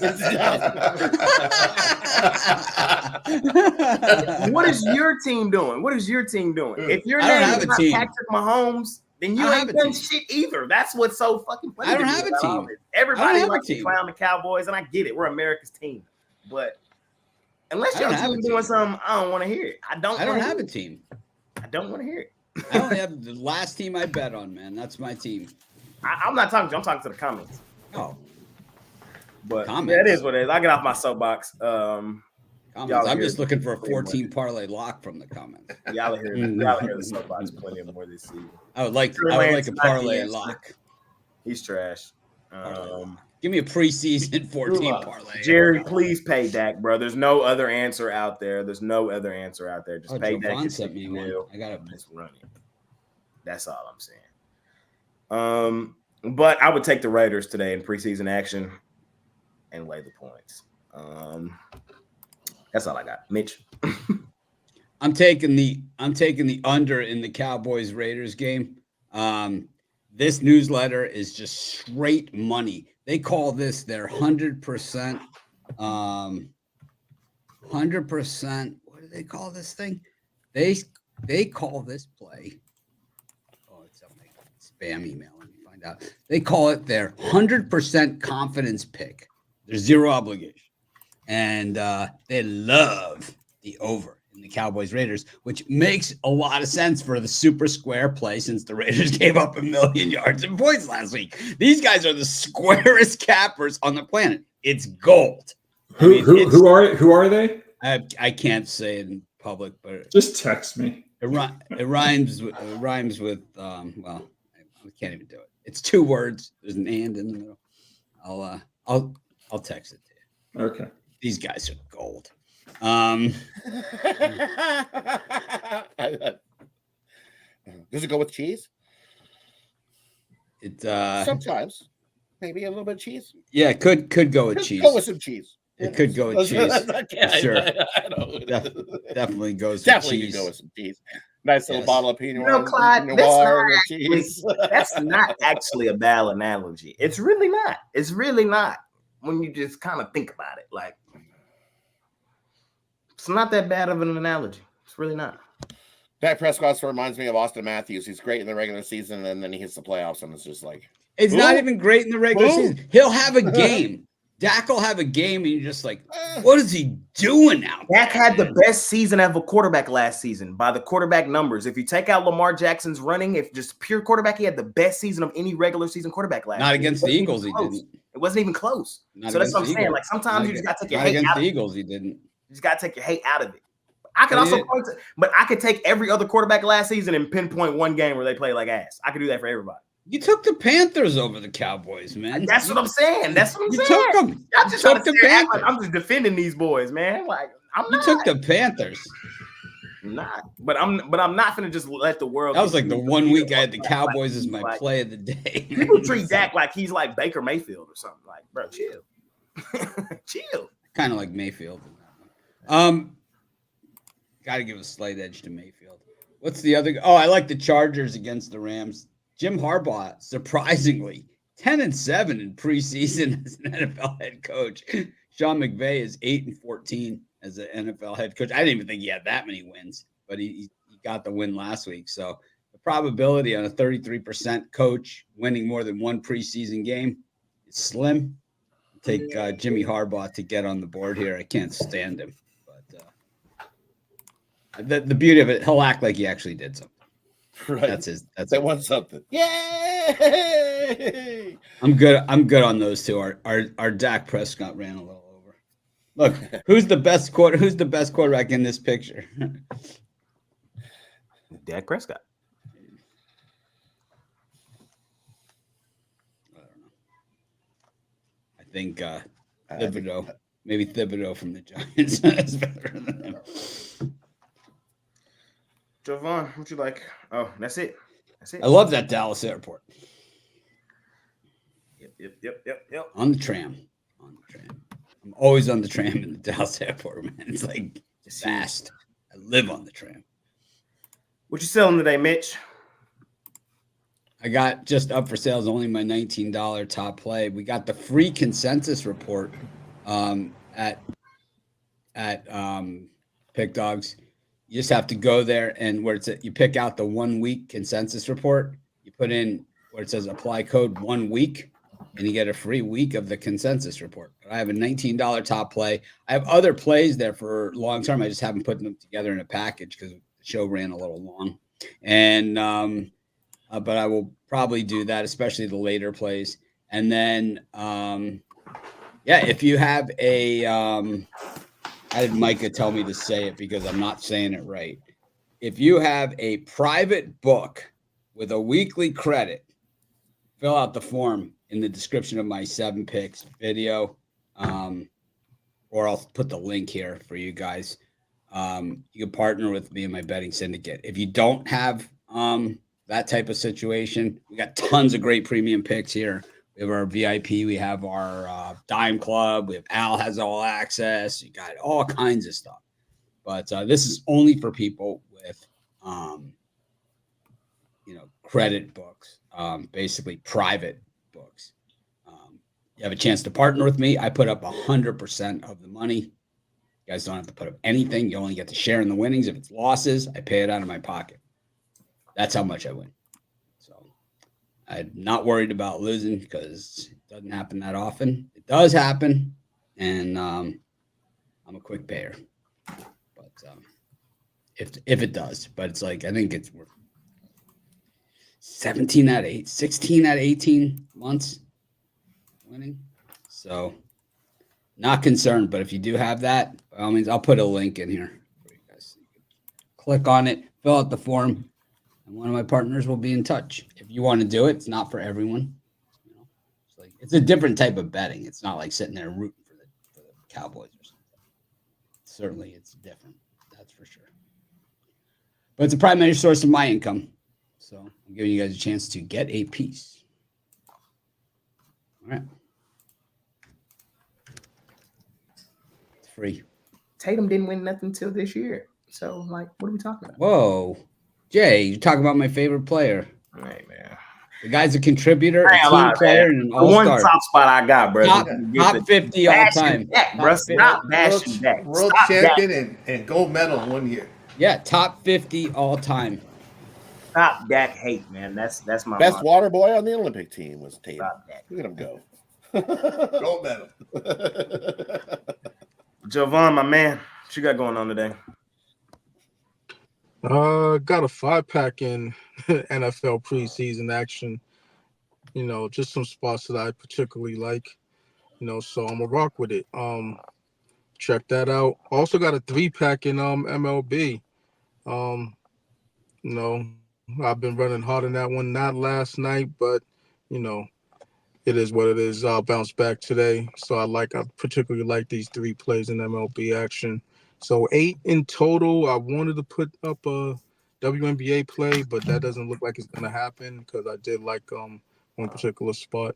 But it must be, heading into fall because I got a lot of plays up. So, you're gonna get some volume come fall for me. Jump on something long term. There you go. Big Guy McMorty. Who do you like in WNBA, Javon? I actually have it written down. I can't even remember the games. Tell me what the teams are right now. Las Vegas Aces, New York Liberty's the big one. It's at Vegas, right? I mean, until further notice, is Vegas. I think what was it at 3? Yeah, that's the game I like too. I figured you would be on them as well. I mean, it's a nice revenge spot for the Aces. They lost 90-82 as a favorite earlier this year to the Liberty, and it's Las Vegas's first game back from the Olympic break. And yeah, I assume that was going to be the game you would like to be Las Vegas. I like it as well. I didn't use it only because it is their first game back from the Olympics, but I think that's probably the best WNBA play today. I've got 6 football games for sale, 2 in the CFL and 4 in the NFL. There you go. Rob, what you got going on today? For me, overpicked odds. I got 6 plays going. A couple of them are long term. I got an NFL 3-pack going Saturday. NFL Sack Attack off to a nice start in week 1. Looking to continue that there in the preseason NFL, and then also my 10-star play of the day, 29-22, the last 51 on it on a nice 6-3 run there. So scoop that up singly. Best deal going is grab something long term. Use that promo code PICK at checkout. It's, as Jovan says, it's that time of year that definitely have multiple plays in multiple sports. I have a WNBA play for long-term subscribers. So jump aboard. Continue to make some money. Yeah. Talk to me. Got a best bet up there for Major League Baseball. Also a 3-pack mixing baseball and the NFL preseason. Get on board, guys. Remember the long-term pass to your best value. And that promo code PICK at checkout will save you that 15% off. Hey, man. I got a lot going on today. I got a 3-pack in Major League Baseball. I got a play in the WNBA, and I got a play in the NFL. So what's that? Five, maybe 6 today. Back-to-back winning days, just trying to keep the momentum rolling forward. You know, on the 7-day leaderboard, I think I'm like 8-9 for the week, but still up. That's how I've been betting through the summer through baseball. So, you know, we either gonna minimally scrape out units or we're gonna hit big because some dogs are gonna cash for us. It's kind of been my approach. But with football on the horizon, with WNBA back, college football starts next week. You already know what time it is, man. It's time to kick the crap out of the books. If you want to rock with me.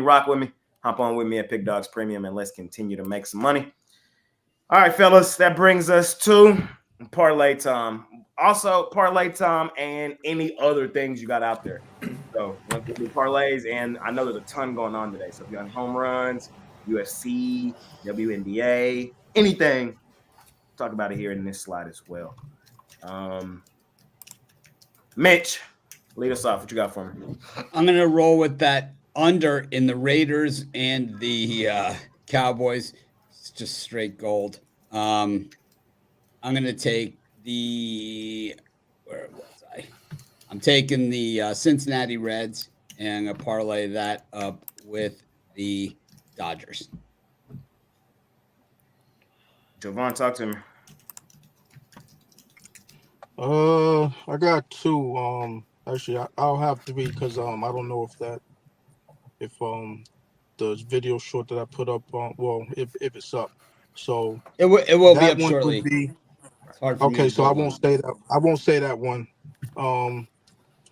For NFL, it'll be Pittsburgh and Washington. And then I got a 6-team in MLB. Pittsburgh, Miami, Minnesota, Oakland, them Red Sox, and KC. So that's a 6-team. All plus money. It should pay out a little nice chunk of 10, if that hits. Yeah, McMorty, you got a parlay for me? Sure. I'll go Las Vegas Aces, parlayed with the 3 totals I liked in pro football, the over 39.5, Detroit, Kansas City, the over 38.5, Buffalo, Pittsburgh, and the over 33.5, Rams, Chargers. All right, talk to me. And for me, I'm going to go with the Washington football team on the money line. I'm going to go with the Washington Mystics on the money line. And I'm going to take the Tampa Bay Rays on the money line. Little 3-teamer there. There you go. Tony T. Yeah, 3-teamer from baseball. Marlins-Mets over, Dodgers-Cardinals over, and I like the Diamondbacks. And in WNBA, I like this a standalone here against spread the sky. All righty. I got one for y'all. Let's go Mets run line. They better kick the crap out of the Marlins. Let's go to football. Let's take the Commanders straight up on the money line. I think they got a legitimate chance to beat the Dolphins outright today. And then WNBA. If it ain't broke, don't fix it. We're taking the Liberty straight up on the money line, bro. It's time to stop disrespecting the Liberty, bro. It's just time. These girls, they're mad. They won the money last year. This year, they don't want to win the money. They want that shit. They want the chip. They don't care about anything else. We seen it last game. That's it. They want the championship. They don't care about I love my revenge spots at home, at the crib. I love those. Fuck all that, man. The Liberty is the best team in the WNBA. They are. Suns are. Sorry. Liberty. Suns winning it all, buddy. Suns, baby. Suns. Look at that. They whooped Dallas. What did he close? 109 points? Did you see what the Liberty did to them Sparks the other night, though? That's the Sparks. Come on. The Sparks. Belt ass. Yeah, whooped it. 80-40, right? 80-40 was the score at one point. No, 103.6. It was 35 points. At one point, it was 80-40, I think. Yeah, like in the first minute. Liberty, the truth, bro. I can't. The Suns when they adding Mabry from the Sky, she looked real good in with the Suns last night. I love that addition. That was that one thing they were missing. Love it. Watch out for the Sun. Gonna win it all. We shall see. We shall see. Should Oh, be the Lynx defense. That's my other team, them Lynx. Lynx are gonna lose today, outright. Everybody and his mama's humping that thing. And why is the line dropping? Everybody's on the Lynx. Everywhere I look, it's like the Lynx. That was at 7. It's dropped to 6. It went to 6.5. It went to 5. It went to 4.5. I don't care. They ain't got to beg me too hard. I know everybody's on. Got to work on those wings. Got to get those wings in the right direction. That was horrible. I think the Lynx just take their foot off the gas. They're not too interested in this game. Mystics have been a covering machine for the season. It was close. That game was close all season. It only took that fourth quarter, which was a little bit of a dirty tricks committee, and the Lynx pulled away late. Otherwise, the Mystics were right there. And I think the same thing probably happens here today. So give me the Lynx in that one as well. And I'll close out the day. Any pick on UFC main event? That's a fair question. Rod? Yes, I am taking Okay. Adesanya. Simple. Hey, got to, bro. You got to, bro. Duplessis, I get it. But when I seen my boy Izzy get the crying about his family yesterday on the stand, I said, oh, yeah, he in the new bag. This for Africa. This is to tell Duplessis, you're not from Africa. You are from Africa, but I'm Africa. It's going to be a hell of an event. If you don't watch a ton of UFC, which I don't, but I'm watching a good amount over the last year or so. It's probably one of the better fights you can watch. Tune in tonight. Should be a good one. I'm on Be blowing Stream East right up, man. Yeah. It's a pick'em. It's a pick'em. So it's a pretty good fight. We've never seen Adesanya at these type odds. So that does. I like USC, but I'm a Stream East guy for it. I'm not like I'm not crossing the line. I would go, man. If we were in Vegas and there was one going on, I'd go. Well, the one good thing about no more Pac-12 after the dark and what's in UFC now. Damn, there is no more Pac-12 after dark. Yeah, but they'll still have ACC after dark and a Big 12. Mountain West. They'll just have those games later, you know. Next week, man, college football will be here. We'll be talking about that on the Week show. 0. All 2 games. Well, Week 0 doesn't count. It's only a smattering of games. It's not the full board.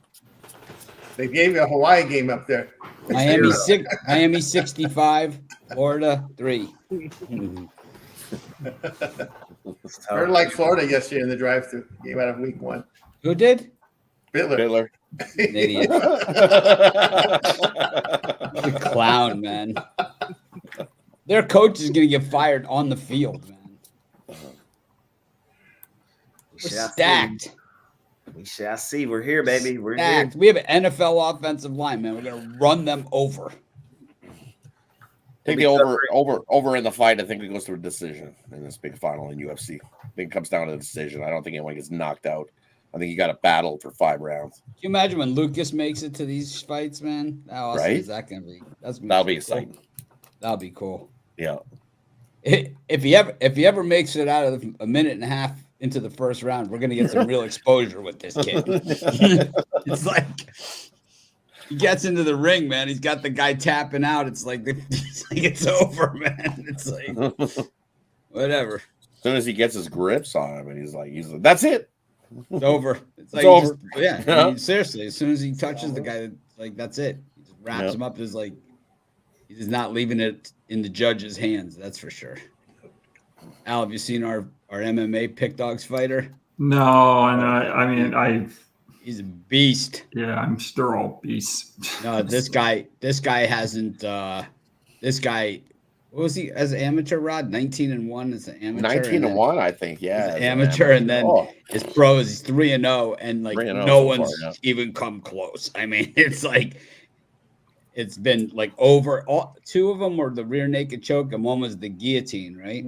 Yeah, I had some friends who dragged me to Tokyo years ago to watch this guy named Alistair Overeem fight. I don't know if he still fights, but that was an experience. They were friends with him, and so we went to the match and all. But it's not for me. I think he fights with Jay in the YouTube comments. Probably. All right, fellas. Well, See, I'd assign you by decision is plus 225. So I think that's what happens. I think he wins by decision. long show, man. It's probably the longest show we've done to date. 2 hours and 20 minutes. Wait till the regular season starts. It'll be 4 hours and 20 minutes. Jay's not going to be not have ridiculous expectations of the Cowboys this year. I don't. 10-6, 11 or 10-7, 11-6, a playoff win. That's my expectation. 9-7 and just missed the playoffs. 17 games. You don't even believe it. No, I don't believe that. I don't believe it. I think they sneak into the playoffs, but then it's they lose the first or second round. It's Sound like your team. Yeah, sounds like my team. Yeah. Oh wait, that defense. My fault. Hey, as long as the offense stays healthy, watch out. We can outscore everybody, but that defense, oof. And then that coach, he can't make a decision. Remember, Jerry when it Jones. comes down to a coach's decision, we're in trouble. Yeah. Jerry Jones won that last wild card spot, right? He pushed for that. And now he's getting. Now he gets it. Now he gets it.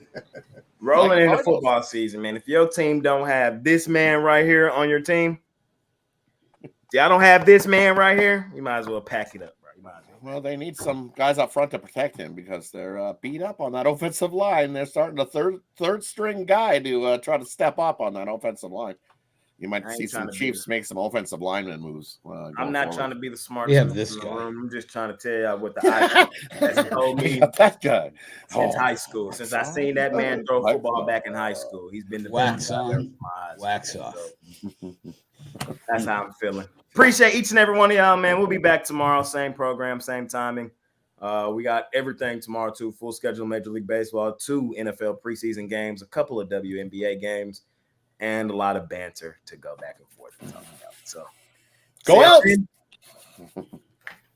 Best bets at Pick Dogs Premium. Check out all the content we got over at the site and the YouTube channel.